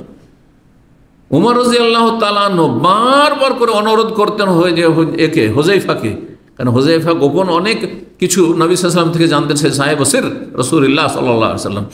হুযায়ফা, তোমাকে আল্লাহর কসম দিয়ে বলছে, তুমি বলো যে নবী সাল্লাল্লাহু আলাইহি ওয়াসাল্লাম যে মদিনার মুনাফিকদের লিস্ট তোমাকে বলেছেন, অমুক অমুক অমুক অমুক মুনাফিক, তো আমার নামটা কি ওই লিস্টে আছে নাকি? আল্লাহু আকবার, কত ভয়! যদি এমনটা থাকে তাহলে আমি নিজে সংশোধনের চেষ্টা করব। তো এই জন্য বিপরীতমুখী মুসলিম হবেন না। এদিকে আপনি ভালোও করছেন আবার কালোও করছেন, কেন? সংশোধন করে আসেন, পরিষ্কার হন, আল্লাহ বুঝার তৌফিক দান করেন। তো বলছেন মুমিনের উদাহরণ হচ্ছে কামাসালিল খামাতি মিনাজারে, হয়ে গেছে। ওয়াল ফাজেরও পাপিষ্ট হচ্ছে কেমন? কাল আরজাতে, শক্ত গাছের মতো। শক্ত গাছ, শক্ত মাটির, শক্ত ভূমির শক্ত গাছ, সাম্মা, গাছও শক্ত, গাছের কাণ্ডও শক্ত, আর গাছটি কোথায় অবস্থিত? শক্ত ভূমিতে। কারণ বেলে মাটির যদি গাছ হয় তো মাটি তো ভুসভুসে হয়ে আছে, তো একটুতে তো ইয়ে হয়ে যাবে, তাই না? একটু গাছ উপড়ে যাবে। কিন্তু শক্ত যদি ভূমি থাকে, শক্ত মাটি, এঁটেল মাটি, আর শেকড় একবারে অনেক নিচ পর্যন্ত আছে, সেই গাছ কি সহজে উপড়ে? তো মুনাফিকদের ওপর বালা মুসিবত আসে না, বিপদ আপদ আসে না, আল্লাহ পাকড়াও করেন না, সাজা শাস্তি দেন না, করতে করতে করতে ও কি নির্ভীক হয়ে যায়, তখন আর ভয়টাই থাকে না, একেবারে পাপে ডুবে যায়। তখন আল্লাহ হঠাৎ করে এমন ধরেন যে ওই শক্ত ভূমির ওই মোটা শক্তিশালী গাছও কি হয়ে যায়, জড় থেকে উপড়ে যায়। মানে আল্লাহ তখন ওই জালেম পাপিষ্টকে ধ্বংস করেন। ওয়াল ফাজের পাপিষ্ট হচ্ছে কাল আরজা, শক্ত গাছের মতো, সাম্মা, শক্ত ভূমির, মুতাদিলাতান, সোজা হয়ে দাঁড়িয়ে রয়েছে গাছ। হাত্তা ইয়াকসিমাহা আল্লাহু ইযা শা, যখন আল্লাহ চাইবেন তখন সেই শক্ত ভূমির শক্ত গাছকে আল্লাহ কি করবেন? শেকড় থেকে, জড় থেকে উঠিয়ে ফেলবেন, তাসামা মানে চূর্ণ বিচূর্ণ করা। 5645 নম্বর হাদিস বর্ণনা করছেন আবুল হুবাব। তিনি বলছেন, আমি আবু হুরায়রা রাদিয়াল্লাহু তাআলা আনহুকে বলতে শুনেছি, তিনি বলেন, মান ইউরিদিল্লাহু বিহি খায়রান, আল্লাহ যদি কারোর সাথে মঙ্গলের ইচ্ছা করেন, আল্লাহ যদি কারোর সাথে ভালো ইচ্ছা করেন, যে তোমার ভালো করতে চাই, তাহলে কি করেন? ইউসিব মিনহু, তাহলে আল্লাহ তাকে বিপদগ্রস্ত করেন। মাঝে মাঝে বালা মুসিবত আসা, মুসিবত, বিপদ, অসুস্থতা আসা, মানসিক, শারীরিক অথবা পারিবারিক, আর্থিক কোনো সংকট, অভাব আসা, এটি আল্লাহর পক্ষ থেকে আপনার আমার জন্য করলেন।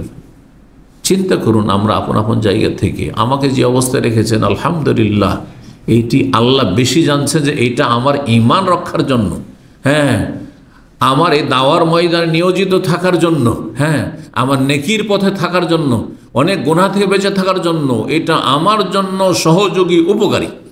পক্ষান্তর আমাকে যদি আল্লাহ ধনকূপ করে দিতেন, কোটি কোটি টাকার মালিক করে দিতেন, সারা দুনিয়া আমি মুহূর্তের মধ্যে যেখানে ইচ্ছা সেখানে চলে যেতে পারবো, দুনিয়ার সমস্ত দেশের ভিসা আমার কাছে থাকবে, অথবা আমি একজন বড় নেতা হয়ে গেলাম, হয়তো আমার নেতৃত্ব, আমার পয়সা আমাকে গোমরাহ করে দিতে পারে, পাপে ডুবিয়ে দিতে পারে, কমপক্ষে আমার দাওয়ার ময়দান থেকে সরিয়ে দেবে।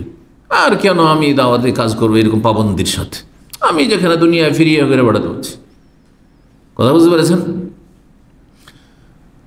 আমি আমার জীবনের কথা বলি, তা মাঝে মাঝে আমি কথাটি স্মরণ করি যে এমন কিছু চান্স আমার কাছে এসে সৌদি আরবে, যেগুলো দাওয়া সেন্টারের বাইরে চাকরি, সরকারি চাকরি, কোর্টে, দাওয়ামের বড় কোর্টে চাকরির জন্য আমাকে নেবেই তারা, বড় কাজী যিনি প্রধান বিচারপতি নেবেই আমাকে, কারণ আমার কাছে 4টা ভাষা। আর এই এমন 4টা ভাষা, যে ভাষাগুলি কয়েকটা দেশকে কভার করে, কারণ হিন্দি দিয়ে নেপালও চলবে, ইন্ডিয়াও চলবে, পাকিস্তান, উর্দু, হিন্দিও জানি আলহামদুলিল্লাহ, উর্দুও জানি, আবার কিছুটা ফার্সিও জানি। কথা বোঝা গেছে? আচ্ছা, বাংলা জানি, সুতরাং আসাম, উড়িষ্যারও যদি আসামি হয় তাও চলবে, আরবি জানি, কিছুটা ইংলিশও জানি। তো যার ফলে যখন দেখলো যে কয়েক ভাষায় ইন্ডিয়ান আসলেও অনুবাদ করে দেয়, পাকিস্তানি, আসামি আসলেও একসময় কোর্টে খুব যেতাম, সকালবেলা কোর্টে যেতাম সহযোগিতায়, কারণ তারা লেটার পাঠাতো আমাদেরকে নেওয়ার জন্য, তাদের যেহেতু অনুবাদক ছিল না সেই জন্য। পাকিস্তানি আসলে অনুবাদ করে দিলাম, আফগানি আসলে অনুবাদ করে দিলাম, আর তারপরে আপনার বাংলাদেশে আসলেও অনুবাদ করে দিলাম, কোথায় আসাম থেকে আসুক, এখান থেকে আসুক না কেন, কোথায় অনুবাদ করে দিলাম। গোটা ভারতের যে কোনো জায়গা থেকে হিন্দিতে লেখা আছে তাও পড়ে দিলাম, উর্দুতে আছে তাও পড়ে দিলাম। তখন বলছে মাশাআল্লাহ, এতগুলো ভাষা জানেন। আমার সামনে আমার ডাইরেক্টরকে দিল টেলিফোন একবার, প্রধান বিচারপতি, যা আমাকে তো তাদের অবশ্য পরিচয় আছে, যেহেতু দুজনে বড় মানুষ, উনি ইউনিভার্সিটিতে বড় মানুষ আর উনি হচ্ছেন আদালতে বড় মানুষ। তো সাথে সাথে শেখ মতিউর রহমানকে আমরা চাই। তখন আমাদের শেখ ডাইরেক্টর বলছেন যে না, কখনো তাকে দেওয়া যাবে না, তাকে দেওয়া যাবে না। তো তখন আমি ওই কাজী সাহেবকে আমি শিখিয়ে দিয়েছিলাম, কারণ আমিও দেখলাম যে ওখানে যেহেতু সুযোগ সুবিধা, স্যালারি, অনেক ফ্যাসিলিটি এখানে চাইতে ভালো। তো আমি ওনাকে শিখে দিলাম, আমাকে ছাড়বে না শেখ। আমি ওকে বলছি কাজী কেউ, প্রধান বিচারপতি, শেখ আমাকে ছাড়বে না, ওরা সামনে বসে, কিন্তু আপনি ফোন দিয়ে দেখেন আর ওনাকে বলবেন যে আমি ওনার দাওয়ার কাজটা সন্ধ্যাবেলা এমনিতে করে দেবো ফ্রিতে, সকালবেলা যাতে করে আমাকে অফিস থেকে ফ্রি করে দেয়। আপনাদের যখন সকালবেলা ডিউটি, সকাল 7টা থেকে 2টা পর্যন্ত ডিউটি, 1টা 1:30 2টা পর্যন্ত আদালতের ডিউটি, কোর্টের ডিউটি। তা আমি আপনার এটা করে নেবো, এখান থেকে আমার রুজি চলে আসবে, সন্ধ্যাবেলা ইসলামিক সেন্টার কাজটা এমনিতে করে দেবো। এই কথাটা শুধু আমার ডাইরেক্টর বলবে, তাহলে হয়তো পারমিশন দিতে পারে। এটাও বললেন। তারপর যখন না, ওনাকে ছাড়া যাবে না। তো তারপরেও শেখ কাজী একটা লেটার লিখে, একবারে অফিসিয়ালি লেটার পাঠালেন, একবারে লিখিত আবেদন যে আমাদেরকে দিয়ে দেওয়া হোক ওনাকে। তো আমিও শেখকে বোঝানোর চেষ্টা করলাম যে ঠিক আছে, আমি সন্ধ্যাবেলা দার্সগুলো আছে সাপ্তাহিক, তখন এত দার্স ছিল না, তারপর 3টা 4টা ছিল, বাইরে অত যাব না হয়তো, বিভিন্ন ক্যাম্পে কোম্পানিতে যেতাম, কিন্তু এখানকার দার্সগুলো সপ্তাহে 3টি তখন ছিল বা 4টি, এগুলো আমি করে দেবো হিসাবিল্লাহ। কিন্তু আল্লাহ চান যে কাজটি, সেটা ওখানে গেলে তখন হয়তো কি আমার ঐচ্ছিক থাকো, তাই না? ঐচ্ছিক। আমি তখন এখানে অফিসের লোক না, আমি এখানে সহযোগী আপনাদের মতো। তখন হতে পারে যে আমার ওই দিকের ব্যস্ততা আমার এই দাওয়ার ময়দানকে কি করে দেবে, আমাকে একটু মন্থর গতিতে নিয়ে চলে আসবে। যেভাবে আমি স্পিডে চলছিলাম সেই স্পিডে আর হয়তো থাকবে না, আল্লাহ ভালো জানেন। তারপরে আলহামদুলিল্লাহ, এটা আজকে থেকে 20 বছর আগের কথা বলছি, আর তারপরে আলহামদুলিল্লাহ তারপরে আরও 15-20 বছর কেটে গেল। আলহামদুলিল্লাহ, আল্লাহর উপরে যতদিন রাখবেন যেন দিনের দাওয়ার রাখেন। এটা হচ্ছে কি, দাওয়া সেন্টারে থাকাতে আমার পড়া কাজ না হয় পড়ানো কাজ, অন্য কোনো কাজ নেই। সকালবেলাও যদি আসি, বিকালবেলাও আসি, যতক্ষণ দার্স না শুরু হয়েছে তখন লেখাপড়াই করছি, হয় কিতাব সামনে না হয় কম্পিউটার সামনে লেখাপড়াই করছি। এলেম শিখা, অথবা যে দার্সে বসে আছে আলোচনা করছি শেখান। কিন্তু আদালতে হইলে কত রকমের অপরাধী আসছে, ওর কথা শুনে কাজী সাহেবকে বলেন, আর তারপরে তো বুঝান, তারপরে তখন কাজী সাহেব যেটা বিচার ফয়সালা করলেন তাকে শোনান, মানলেন না মানলেন, আপনি আপিল করেন হাইকোর্টে, সুপ্রিম কোর্টে। আল্লাহ চাননি আমার জন্য। তো যেটা হচ্ছে না, অতি কল্যাণ আছে। আল্লাহ ভালো জানছেন যে এর বেশি অন্য কিছু হইলে আমার জন্য সেটা লাভজনক ছিল না। জি, তো শুধু একটি দিককে কেন্দ্র করে আপনি দেখবেন না যে আমার এতে পয়সাটা বেশি ছিল, তো এতে আমার এই ফ্যাসিলিটি বেশি ছিল না। আল্লাহ সব দিক জানছেন, আর আপনি সীমিত একটা দিক হয়তো দেখছেন বা দুটো দিক দেখছেন। আল্লাহ বুঝার তৌফিক দান করেন এবং আল্লাহ সবাইকে ভালো রাখেন। হাদিস শেষ হয়েছে। আল্লাহ যার জন্য মঙ্গল চান তাকে কি করেন? বিপদগ্রস্ত করেন, জি, অসুস্থ করেন। 2 নম্বর অধ্যায় বাবু সিদ্দাতিল মারাদ। এই অধ্যায় হচ্ছে রোগের তীব্রতা। ধরেন অসুস্থ হইলেন আর রোগ তীব্র আকার ধারণ করলো, বেড়েই চললো, হতে পারে কারণ নবী সাল্লামের ইন্তেকাল হয়েছে, তখন আপনার মাথার কঠিন যন্ত্রণা ছিল, খুব কষ্ট ছিল, জি, মৃত্যুর যন্ত্রণা খুব বেশি ছিল, তো খুব কষ্ট পাচ্ছিলেন নবী সাল্লাল্লাহু আলাইহি ওয়াসাল্লাম, মাথায় পটি বেঁধেছিলেন, এত ব্যথা ছিল। তো রোগের তীব্রতা এটাও বেনিফিট আপনার জন্য। কখনো যদি রোগের তীব্রতা হয়, 5646 নম্বর হাদিস বর্ণনা করেছেন মা আয়েশা রাদিয়াল্লাহু তাআলা আনহা, তিনি বলছেন মা রাআইতু আহাদান আশাদ্দা আলাইহিল ওয়াজআ মিন রাসূলিল্লাহ সাল্লাল্লাহু আলাইহি ওয়াসাল্লাম। আমি কোনো ব্যক্তিকে দেখিনি যে রাসূলুল্লাহ সাল্লাল্লাহু আলাইহি ওয়াসাল্লামের চাইতে বেশি তার রোগের যন্ত্রণা বেশি ছিল। আমি নবী সাল্লাল্লাহু আলাইহি ওয়াসাল্লামকে দেখেছি অসুস্থ অবস্থায়, মৃত্যুসজ্জায় যখন তিনি অসুস্থ, তার রোগের যন্ত্রণা ভীষণ ছিল। এত ভীষণ রোগের যন্ত্রণা কারো আমি দেখিনি, বলছেন মা আয়েশা রাদিয়াল্লাহু তাআলা আনহা। তো শুধু যদি গুনহার কারণে হয় তাহলে তো আর এরকমটা হওয়ার কথা না, তাই না? তিনি তো মাসুম সাল্লাল্লাহু আলাইহি ওয়াসাল্লাম। এই জন্য বললাম যে, কি বললাম, মর্যাদা উঁচা হবে আর কি? হ্যাঁ, নেকি বৃদ্ধি হবে। জি, 5647 নম্বর হাদিস বর্ণনা করেছেন আব্দুল্লাহ বিন মাসউদ রাদিয়াল্লাহু তাআলা। তিনি বলেন, আতাইতুন নবী সাল্লাল্লাহু আলাইহি মারাদিহি, আমি একবার আসলাম নবী সাল্লাল্লাহু আলাইহি ওয়াসাল্লামের কাছে। সেই সময় তিনি অসুস্থ ছিলেন।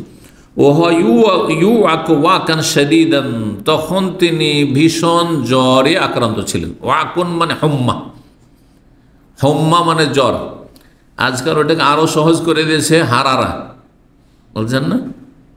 হারারা মানে কিন্তু জ্বর হয় না, হারারা মানে হচ্ছে আপনার তাপ।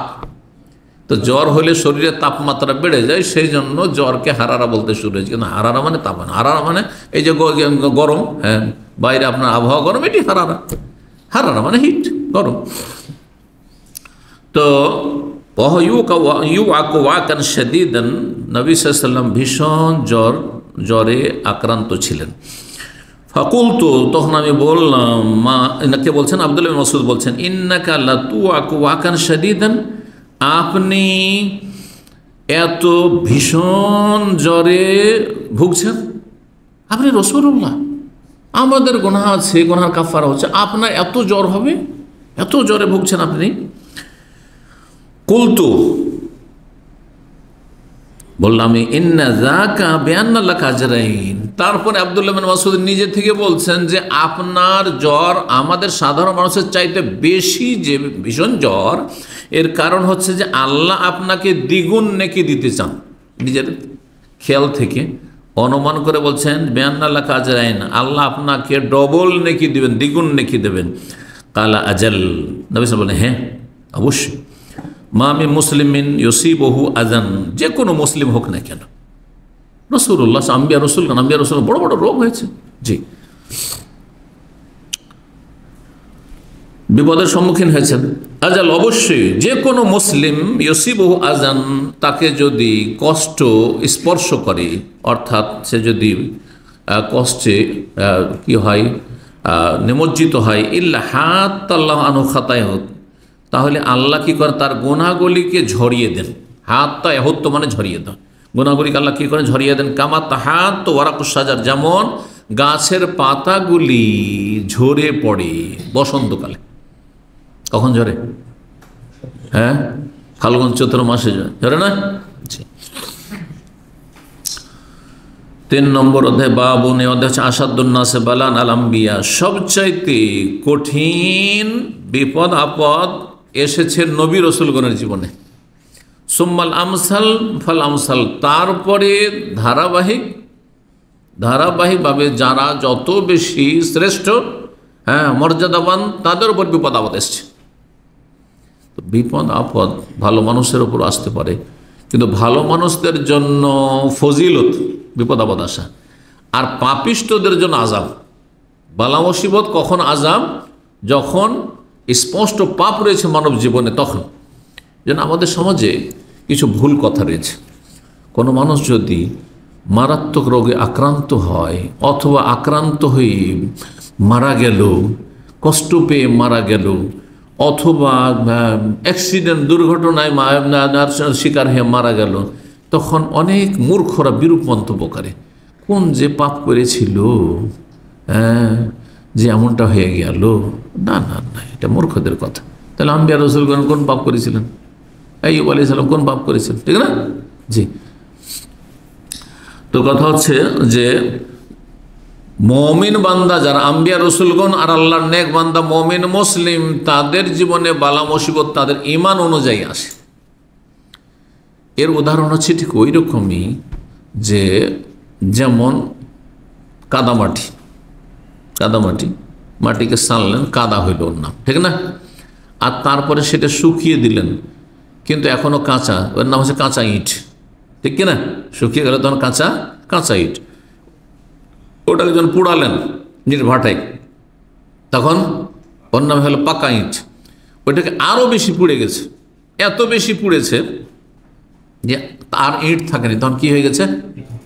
ঝামা হয়ে গেছে। ঝামা বলে না, জামা হয়ে গেছে, তখন জামা হয়ে গেছে।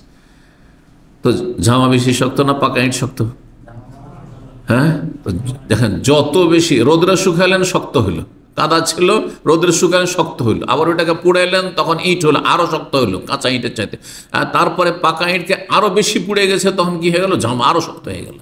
তো মুমিন বান্দার ঈমান আরও বেশি শক্তিশালী হয় কখন, যখন বিপদ আপদ আসে। বিপদ আপদ আসলে আরও বেশি ঈমান মজবুত হয়ে যায় তার জন্য এটি ফায়দার দিক। আর যারা দুর্বল ঈমানের লোক, অথবা মুনাফিক কাফের, তাদের ওপর বালা মুসিবত আসলে তাদের জীবনে হাহাকার নেমে আসে, আত্মহত্যা করে ফেলে। মুসলিম সমাজের যারা আত্মহত্যা করে তারা কেউ সৎলোক না, তাদের আল্লাহ পরকাল তকদির সম্পর্কে কোনো জ্ঞান নেই। আল্লাহর ফয়সালা সন্তুষ্ট চিত্তে মেনে নিতে হবে, তকদিরের প্রতি ঈমান কি জিনিস এই বিষয়ে কোনো জ্ঞান নেই। তারপরে এই যে আত্মহত্যা করে মরবো আমি দুনিয়ার কিছু কষ্ট থেকে মুক্তি লাভের জন্য বা রেহাই পাওয়ার জন্য, তারপরে যাব কোথায়, সোজা জাহান্নামে, যে দীর্ঘকাল কোটি কোটি বছর জাহান্নামে জ্বলতে হবে। আর যদি আল্লাহর উপর রাগ দেখে আক্রোশ করে, আল্লাহ তুমি আমার এত কপাল খারাপ করলে, তাহলে কাফের হয়ে পড়তে হবে। আত্মহত্যা কখনো কখনো বড় কুফরি, যখন আল্লাহর অসন্তুষ্টি প্রকাশ করে, আল্লাহ আমাকে এরকম বিপদে ফেললে, শেষ কুফরি। আমার তকদির এত খারাপ করলে আল্লাহ, আমি এটা মেনে নিতে পারছি না। বলছেন আজকাল মূর্খ লোকেরা এটা মেনে নেওয়া যায় না। কি করবেন, মেনে নিতে চান না তো কুফরি কথা এগুলো। আসলে আমাদের সমাজে কত কুফরি কথা আছে, ইসলাম ভঙ্গকারী কথা আছে, আল্লাহ জানে। আল্লাহর ফয়সালা মেনে নিতে চাই না, আপনি চান আর না চান মানতে হবে আপনাকে। অসময় শেখেন আপনি, তো এই ভাষাই তো কুফরি কথা। মানে আমার মন থেকে মেনে নিয়েছেন, অসন্তুষ্ট আমি। তার মানে ধরেন আপনাকে খাবার দিলাম, আপনি আমার মেহমান, আর ডাল আর ভাত দিয়ে দিলাম, কিচ্ছু দিলাম না, ডাল ভাত শুধু, কোনো সবজিও না। মনটা খুব খারাপ, কী করলো এটা কথা হইল নাকি? কোনো জামাই যদি শ্বশুরবাড়ি যায় আর ডাল আর ভর্তা দিয়ে দেয়, তার জীবনেও শ্বশুরবাড়ি যাবে? তার মানে আপনি মেনে নিতে পারছেন না, আপনি অপছন্দ আপনি, এটা কথা বুঝতে পারছেন? তা আল্লাহর উপরে অসন্তুষ্ট হয়, এটা কুফরি কাজ, কুফরি কথা আছে এটি। যাই হোক, আব্দুল্লাহ বলছেন আমি রাসূলুল্লাহ সাল্লাল্লাহু আলাইহি ওয়াসাল্লামের কাছে একবার প্রবেশ করলাম, সেই সময় তিনি জ্বরে আক্রান্ত ছিলেন। ফাকুলতু, আমি বললাম, ইয়া রাসূলুল্লাহ ইন্নাকা তুআকু আকান শাদীদান, আপনি তো ভীষণ জ্বরে আক্রান্ত হয়েছেন। কাল আজাল, ইন্নী উআকু কামা ইউআকু রাজুলান মিনকুম, তোমাদের দুইজনকে যতটা জ্বর হয় ততটা আমাকে একাই জ্বর হয়। তোমাদের দুইজনের সমান জ্বর আমার হয়। কুলতু, আমি বললাম, যালকে বিআন্না কাজের আইন, দুইজনের সমান আপনাকে জ্বর হয়, তার মানে আপনার দ্বিগুণ নেকি, তাহলে আমাদের নেকির ডবল নেকি তাহলে আপনার। কালা আজাল, জালিকা কাযালিকা, এটা এরকমই বিষয়টি। মামিন মুসলিম ইউসিবুহু আযান শাওকাতুন ফামা ফাওকা, যে কোনো মুসলিমের বিপদ নেমে আসে সেটি একটি কাঁটা অথবা ততোধিক, কাঁটা বা তার বেশি কিছু লাগলো। ইল্লা কাফফারাল্লাহু বিহা সাইয়্যাতি, তার গুনাহগুলিকে আল্লাহ মোচন করে দেন। কামা তাহুত্তু শাজারাতু ওয়ারাকাহা, যেমন গাছ থেকে পাতাগুলি ঝরে পড়ে যায়, পাতা যখন পেকে যায় তখন ঝরে পড়ে, ঠিক ওই রকম গুনাহ ঝরে পড়ে। 4 নম্বর অধ্যায় বলছে বাবু ওজুব ইয়াদাতুল মারিদ, এই অধ্যায় হচ্ছে রোগীর সেবা শুশ্রূষা করা সম্পর্কে বা পরিচর্যা করা সম্পর্কে বা খোঁজ খবর নেওয়া সম্পর্কে। ইয়াদত শব্দটি অত্যন্ত ব্যাপক। রোগীর সাথে আপনার সম্পর্ক যেমন আছে তেমনটা করবেন, এটা হবে আপনার ইয়াদত। এখন রোগীর স্ত্রী, রোগীর ভাই বোন, রোগীর বাড়ির সদস্যরা, তাদের ক্ষেত্রে যখন ইয়াদাতুল মারিজ বলো তো রোগীর সেবা শুশ্রূষা করা, পরিচর্যা করা, খেদমত করা, নেব, বুঝছেন না? কিন্তু বাইরের লোক, গ্রামের লোক, গ্রামে একজন লোক অসুস্থ আছে, আপনাদের মধ্যে কেউ অসুস্থ আছে, আমি অসুস্থ আছি, তাহলে তারও এই আদত আছে, কিন্তু সেটা কি সেবা করার মাধ্যমে? সেবা করা জরুরি না সেই ক্ষেত্রে। অনেক সময় জরুরি, হাসপাতালে নিয়ে যাওয়া জরুরি। ব্যাচেলার আপনার রুমে থাকে, সে কোন দেশের হয়তো অথবা কোন ডিস্ট্রিক্টের, আপনার সাথে কোনো আত্মীয়তা নেই, এক রুমে শুধু আছে না, কিন্তু সে অসুস্থ হয়েছে, এখন তাকে হাসপাতালে নিতে হবে। কে করবে? বাইরের লোকেরা যাবে না, আপনি রুমমেট, আপনাকে যেতে হবে। তখন এ আদতের অন্তর্ভুক্ত হচ্ছে যে ওকে হাসপাতালে নিয়ে যাও, ওর চিকিৎসার ব্যবস্থা করা, যদি ওর সেবা যত্ন করার লাগে তো যতটা পারবেন আপনি সেবা যত্ন করা, কারণ ওর কেউ নেই এখানে। কিন্তু ধরেন আমাদের মধ্যে এখানে দার্সে নিয়মিত ছাত্র ভাইরা আসে, বা আপনাদের ওস্তাদ আছেন, অসুস্থ হয়েছেন, তা আপনাকে সেবা করতে যেতে হবে, আপনাকে দেখতে যেতে হবে, জরুরি নয়। কিন্তু অসুস্থ হলে খোঁজ খবর না, জানতে পারেন অসুস্থ, তাহলে খোঁজ খবর নিলেন, কেমন আছেন, ভালো আছেন, কোনো ভাইয়ের খোঁজ নিলেন, আর তারপরে তখন তাকে একটু দোয়া দিলেন যে আল্লাহ আপনাকে সেবা দান করুন। এটি হচ্ছে এয়াদা। এই জন্য খোঁজ খবর নেওয়ার অর্থ বললাম। এয়াদত মানে খোঁজ খবর নেওয়া রুগীর, এয়াদতুল মারিজ। এয়াদত মানে হচ্ছে পরিচর্যা করা, এয়াদত মানে সেবা করা। এয়াদত মানে যদি আপনার ওপর দায়িত্ব থাকে আর্থিক তার চিকিৎসার ব্যবস্থা করা, তাহলে আর্থিক দিক থেকে চিকিৎসার ব্যবস্থা করা টাকা পয়সা দিয়ে, সেটাও এয়াদতের অন্তর্ভুক্ত। যদি কোনো রোগী দেখতে যান তখন তার বেশ কিছু শিষ্টাচার আদব কায়দা রয়েছে। সেখানে গিয়ে দীর্ঘ সময় ধর্ণা দেবেন না, বসে থাকবেন না, অল্প সময় থাকবেন, সেখানে বসলেও অল্প সময় বসবেন। তার বাড়িতে গিয়ে বসে গেলেন, বাসায় বসে গেলেন, এখন ও লজ্জাতে এখন খাওয়া দাওয়া নাস্তা পানি তৈরি করতে হবে, না না, এটাও জায়েজ নয়, এগুলো জায়েজ নয়। অনেকে এগুলো বুঝেন না, এসছে গল্প, তারপরে দুনিয়ার গল্প ধরিয়ে দিয়েছে। একটা রুগীকে দেখতে এসে দুনিয়াদারির গল্প শুরু করে দিয়েছে, আজ না এই গেছিলাম ডিউটি, এই করলাম, সে করলাম। এগুলোর এই সব জায়গা না। আপনি যান, অল্প সময় সেখানে থাকবেন যাতে বিরক্তি না হয় তার, আর তারপরে তার খোঁজ খবর নেবেন, কেমন আছেন, ভালো আছেন, দোয়া দেবেন, শেফার দোয়া, আর তারপরে খুব বেশি হলে তার কপালে একটু হাত দিলেন, মাথায় হাত দিলেন, বাস চলে আসেন।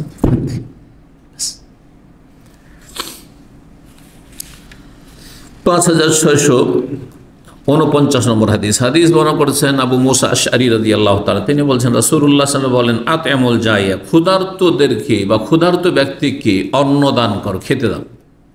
কেউ খেতে পায় না, অনেকে এসছে, নতুন এসেছে, কাজ কাম নাই, টাকা পয়সা নাই, আপনি পুরাতন মানুষ, আর আপনার বিল্ডিংয়ে থাকে অথবা আপনার আশেপাশে থাকে, আপনি তাকে চেনেন, তাহলে খেতে দেন, খাওয়া দাওয়ার ব্যবস্থা করেন। অনেক আছে দেশ থেকে নিয়েও আসতে পারবে না হয়তো। ঔদুল মারিজ, রোগীর তোমরা খোঁজ খবর না বা পরিচর্যা করো। অফকুল আনি, বন্দিকে বন্দিশালা থেকে মুক্ত করো। হ্যাঁ, যদি কেউ বন্দি হয়ে থাকে, মজলুম ভালো মানুষ ছিল, নির্দোষী, তাহলে তাকে জেল থেকে ছাড়ানোর ব্যবস্থা করেন। কাফেরদের কাছে থাক অথবা জালেম মুসলিমদের জেলখানায় থাক, যদি কেউ নির্দোষী হয় তাহলে তাকে জেল থেকে, বন্দি থেকে মুক্ত করার চেষ্টা করুন। আর যদি অপরাধী হয় আর জানেন যে খালেস অন্তর থেকে তওবা করেছে, তাহলে তাকে ছাড়ানো যেতে পারে যদি তওবা সম্পর্কে নিশ্চিত হন। না হলে অপরাধীকে ছাড়িয়ে নেওয়ার জন্য সুপারিশ করা অথবা টাকা পয়সা খরচ করা অথবা আপনার এই উকিল ধরা, এগুলি হারাম কাজ। আর এই উকিলের সহযোগিতা করা অপরাধীকে, ক্রিমিনাল অপরাধীকে, যে কোনো অপরাধী, আর সে অপরাধীকে ছাড়ার জন্য সে আপনার কেস লড়ছে, এগুলো সব হারাম কাজ এবং রুজি হারাম। এই জন্য যারা ওকালতি করে তাদের অধিকাংশে রুজি হারাম। এই পেশাটি এই দিক থেকে হারাম। না হলে যদি সে হকের পক্ষ থেকে ডিফেন্স করে, আর সত্যের ওপর থাকে, আর ভালো মানুষের সহযোগিতা করে, অনেক ভালো মানুষ ফেসে আছে, তাদের সাপোর্টে সে তার ওকালতির বিদ্যাকে কাজে লাগাচ্ছে, তাহলে রুজি হালাল। কিন্তু তাতে তো সীমিত পেটের ভাত আসবে, পেটের ভাতে তো তার জাহান্নামের মতো পেট তার ভরবে না। হালমিম মাজিদ চলতে আছে, এই অল্প টাকাতে তো কাজ হবে না, যার ফলে এই পেশাটি পছন্দনীয় না।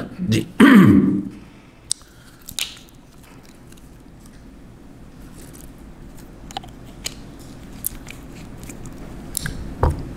5650 নম্বর হাদিস বারা বিন আযিব রাদিয়াল্লাহু তাআলা বর্ণিত। আর গতকালকে এই হাদিসটি গিয়েছে, সেজন্য সংক্ষেপে শুধু অনুবাদ করে দিচ্ছি।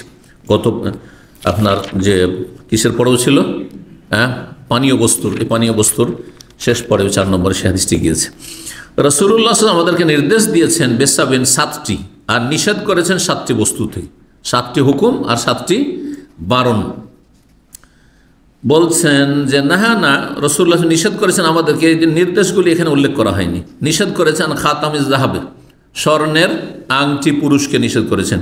অলবসিল হারির, রেশমের কাপড় পরিধান করতে নিষেধ করেছেন, যে কোনো রকম রেশম, হারির সাধারণ রেশম, দিবাজ পাতলা রেশম, ইস্তেবরাক মোটা রেশম, আলিল কাসি যেই রেশম অন্য সুতি বা অন্য কাপড়ের সাথে মিশ্রিত রেশম, অল মিসারা আর তারপরে নরম রেশম, ওয়ামারানা অথবা রেশমের তৈরি গদি বাহনের ওপর, সিট ধরনের চেয়ারে বা বালিশ বা কিছু ব্যবহার করেছে, সোফা, আর সোফাতে সে বালিশগুলো রয়েছে, তাতে রেশম রয়েছে, সেগুলি ব্যবহার করা জায়েজ নয়। ও আমারা না, আর আমাদের নির্দেশ দিয়েছেন, পরে এসছে আমাদের নির্দেশ দিয়েছেন কি, আন্নাতওয়াল জানাজার অনুসরণ করতে, ও নাউদুল মারি, রোগীর যেন পরিচর্যা করি, ও নফসিস সালাম, আর সালামের প্রচার প্রসার ঘটাই, আর বাকিগুলো গতকালকে হয়েছে।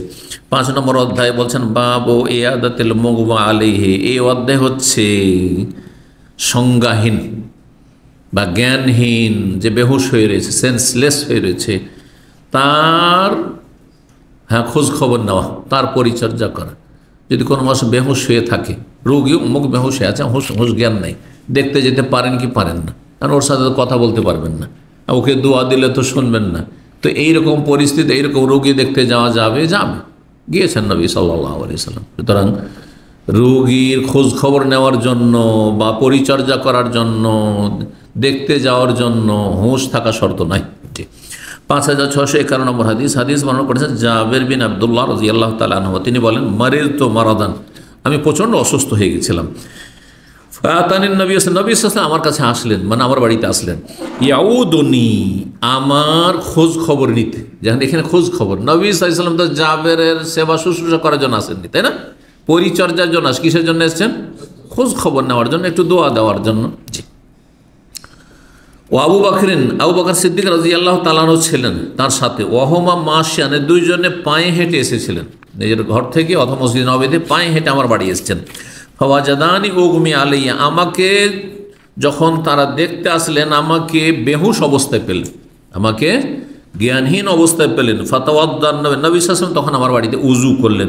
সুম্মা সাব্বা ওয়াদুহা আলাইহি, তারপরে তার উযুর যে অবশিষ্ট পানি ছিল, সেই পানি আমার শরীরে বা হাত মুখমণ্ডলে ছিটিয়ে দিলেন।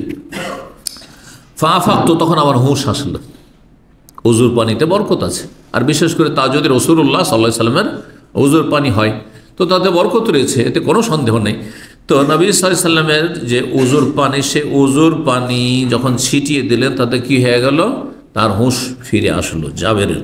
ফাইজা, আমি দেখি, জানেন না তিনি যেহেতু সেন্সলেস হয়ে আছেন, ফাইজান নবী সাল্লাল্লাহু আলাইহি ওয়াসাল্লাম, হঠাৎ করে দেখি যে নবী সাল্লাল্লাহু আলাইহি ওয়াসাল্লাম আমার কাছে মৌজুদ রয়েছেন, বিদ্যমান রয়েছেন। ফাকুলতু, আমি বললাম, ইয়া রাসূলুল্লাহ, হে আল্লাহর রাসূল, কাইফা আসনাউ ফি মালি। তিনি ভাবছেন যে আর তো আমি বাঁচবো না, কারণ খুব প্রচণ্ড অসুস্থ ছিলেন, তো আমি তো মরে যাবো হয়তো, একটু হুঁশটা হয়েছে, তো একটা মাসলা জিজ্ঞেস করিনি। তাহলে কত দিন জানার তাদের আগ্রহ ছিল, চিন্তা করো। জাবের একজন যুবক মানুষ, তো বলছেন যে আমার ধন সম্পদ সম্পর্কে আমি কি করতে পারি, আমার ধন সম্পদ আছে, কিভাবে বন্টন করব, কারণ আমার এখন ছেলে মেয়ে নেই, বিয়ে শাদী করেছেন। তো কাইফা আসনাউ ফি মালি, আমার ধন সম্পদের ব্যাপারে কি করব, কাকে দেবো, কে পাবে? বাবা নেই, বাবা ইন্তেকাল করেন, শহীদ হয়েছেন ওহদের যুদ্ধে। কাইফা আখযি ফি মালি, আমার ধন সম্পদের ব্যাপারে কি ফয়সালা নেব, আমি কি করব, কি সিদ্ধান্ত নেব? ফালাম ইউজিবনি বিশাইইন, তখন কোনো উত্তর দিলেন না নবী সাল্লাল্লাহু আলাইহি ওয়াসাল্লাম, কারণ এখনও উত্তর, তার যে অবস্থা, সেই অবস্থার মাসলা এখনও নাজেল হয়নি কোরআনে। তো ফালাম ইউজিবনি বিশাইইন, কোনো উত্তর দিলেন না, হাত্তা নাজালাত আয়াতুল মিরাস, যতক্ষণ পর্যন্ত মিরাস মানে পরিত্যক্ত ধন সম্পদের ভাগ বন্টন সম্পর্কীয় আয়াত নাজিল না হয়ে গেল। যখন আয়াত নাজিল হয়ে গেল, তখন আয়াত আমাকে শুনিয়ে দিলেন, ইউসিকুমুল্লাহু ফি আওলাদিকুম লিয-যাকারি মিসলু হাযিল উনসায়াইন। 6 নম্বর অধ্যায় বলছেন বাবু ফজলে মা ইউসরা মিনার রিহ। এই অধ্যায় হচ্ছে মৃগী রোগীর ফজিলত সম্পর্কে। মা ইউসরা, সারা বলা হয় মৃগীর রোগকে। মৃগীর রোগ দেখেছেন? মৃগীর রোগীকে দেখেছেন? কি করে?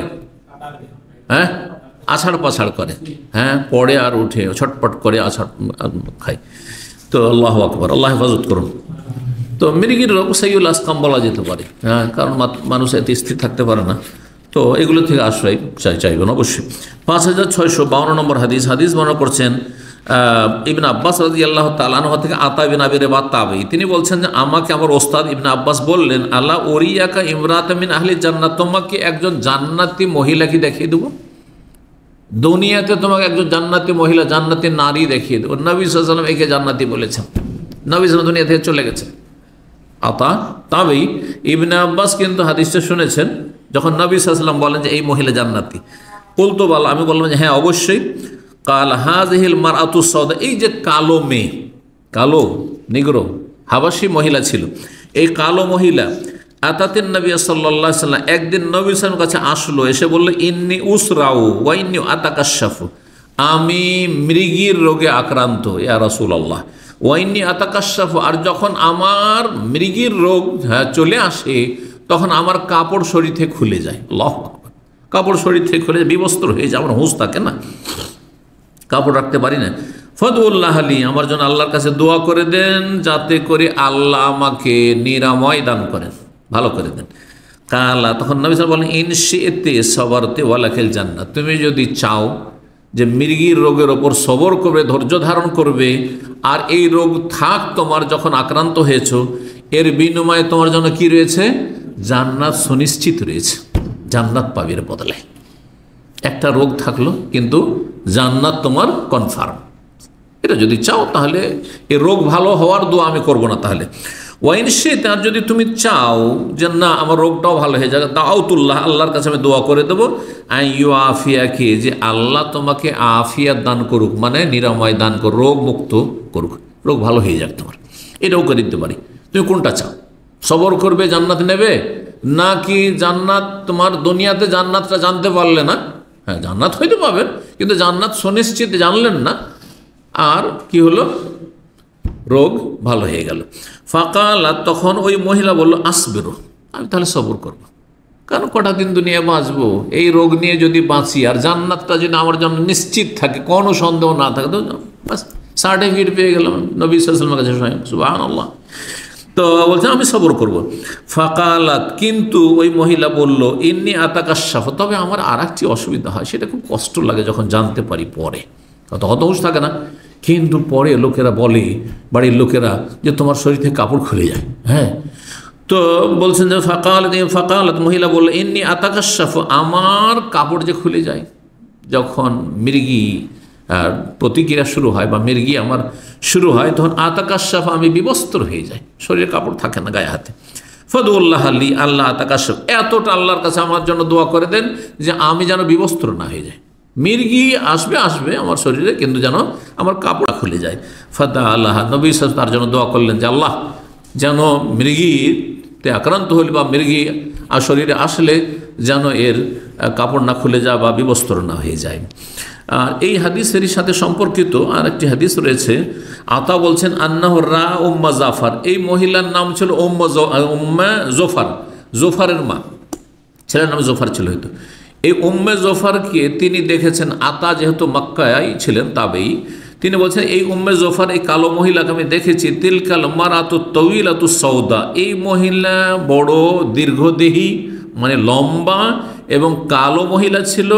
আলা সিত্রিল কাবাতে, কাবার গেলাব ধরে আল্লাহর কাছে দোয়া করছিল, তওয়াফ করার সময় কাবার গেলাব ধরা অবস্থায় এই মহিলাকে আমি দেখেছি, যেই মহিলা সম্পর্কে নবী সাল্লাল্লাহু আলাইহি ওয়াসাল্লাম কী করেছেন, জান্নাতের সার্টিফিকেট দিয়েছেন এবং দোয়া করে দিয়েছেন যে যেন যখন তার উপরে মৃগী আসবে তখন সে বিবস্ত্র না হয়।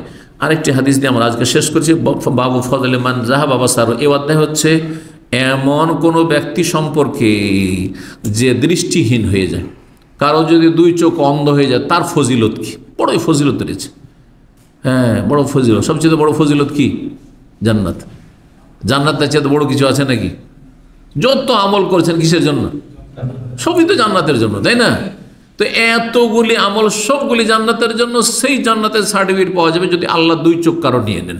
জি, আল্লাহ যেন আমাদেরকে দুনিয়ার নিয়ামত থেকে বঞ্চিত না করেন, আর দিনের নিয়ামত জান্নাতের নিয়ামত থেকে আল্লাহ যেন বঞ্চিত না করেন। 5653 নম্বর হাদিস বর্ণনা করছেন আমর মাওলা মুত্তালিবের স্বাধীনকৃত গোলাম আনাস বিন মালিক রাদিয়াল্লাহু তাআলা আনহু থেকে, তিনি বলেন সামিতুন নবী সাল্লাল্লাহু আলাইহি ওয়াসাল্লাম, আমি নবী সাল্লাল্লাহু আলাইহি ওয়াসাল্লাম বলতে শুনেছি, ইন্নাল্লাহ তাআলা কাল, নিশ্চয় মহান আল্লাহ বলেন। হাদিসে যদি মহান আল্লাহ বলেন তাহলে ওই হাদিসকে কি বলা হয়? হাদিসে কুদসি। হাদিসে কুদসিতে আল্লাহ তাআলা বলে, ইযাব তালাইতু আবদি বিহাবিবাতাইহি, কোন বান্দাকে যদি আমি পরীক্ষা করি তার দুটো প্রিয় বস্তু নিয়ে কেড়ে নিয়ে, দুটো প্রিয় বস্তু কি? দুটো চোখ। দুটো চোখ মানুষের সবচাইতে প্রিয় বলতে হবে শরীরের মধ্যে, খুব গুরুত্বপূর্ণ। এই জন্য শরীয়তের মাসলায় রক্তপণ বুঝেন তো, দিয়াত, একজন মানুষকে কেউ যদি খুন করে কতটা উট দিতে হবে? 100 উট। আর একজন কেউ খুন করল না, কিন্তু দুটো চোখ অন্ধ করে দিল, হ্যাঁ, দুটো চোখকে কি করে দিল? নষ্ট করে দিল। তাহলে কত দিতে হবে জানেন? হ্যাঁ জি, এক একটা চোখের মূল্য হচ্ছে 50টা উট। 50টা উট, জি। কিন্তু তাহলে চোখ কত বড় নিয়ামত! কারণ এই চোখের নিয়ামত যদি আল্লাহ নিয়ে নেন, দুনিয়ার কিছুই দেখতে পাচ্ছেন না। স্ত্রীকে দেখতে পাচ্ছেন না, ছেলে মেয়ে দেখতে পাচ্ছেন না, জমিন দেখতে পাচ্ছেন না, সামনে পিছনে ডানে বামে কিছুই দেখছেন না, দুনিয়ার রং গাছপালা কেমন কিছুই দেখতে পাচ্ছেন না। কত বড় নিয়ামত থেকে ব্যক্তি বঞ্চিত। এই জন্য তার বিনিময়ে যদি সে ধৈর্য ধারণ করে জান্নাত দেবেন। এজাবতালে তো যদি আমি পরীক্ষা করি, বালা মুসিবতে নিমজ্জিত করি, কিসের? বেহাবিবাতায় দুটো প্রিয় বস্তু কেড়ে নিয়ে ফাসাবারা, এর ওপর যদি ধৈর্য ধারণ করে, তাহলে ধৈর্য ধরতে হবে। যদি হাই হাই করে, হাই আল্লাহ আমাকে যোগ দিল না কেন, তাহলে গেল, হ্যাঁ, সবার করবে। আউ্বাল তুহু মিনহুমাল জান্নাত, তার বিনিময়ে তাকে আমি জান্নাত দেব, তার বিনিময়ে তাকে জান্নাত দেব। এখানে আজকের আলোচনা শেষ করছি। ওয়া জাযাকুমুল্লাহু খাইরান ওয়া সাল্লাল্লাহু ওয়া সাল্লাম আলা মুহাম্মদ ওয়া আলা আলিহি ওয়া সাহবিহি আজমাইন।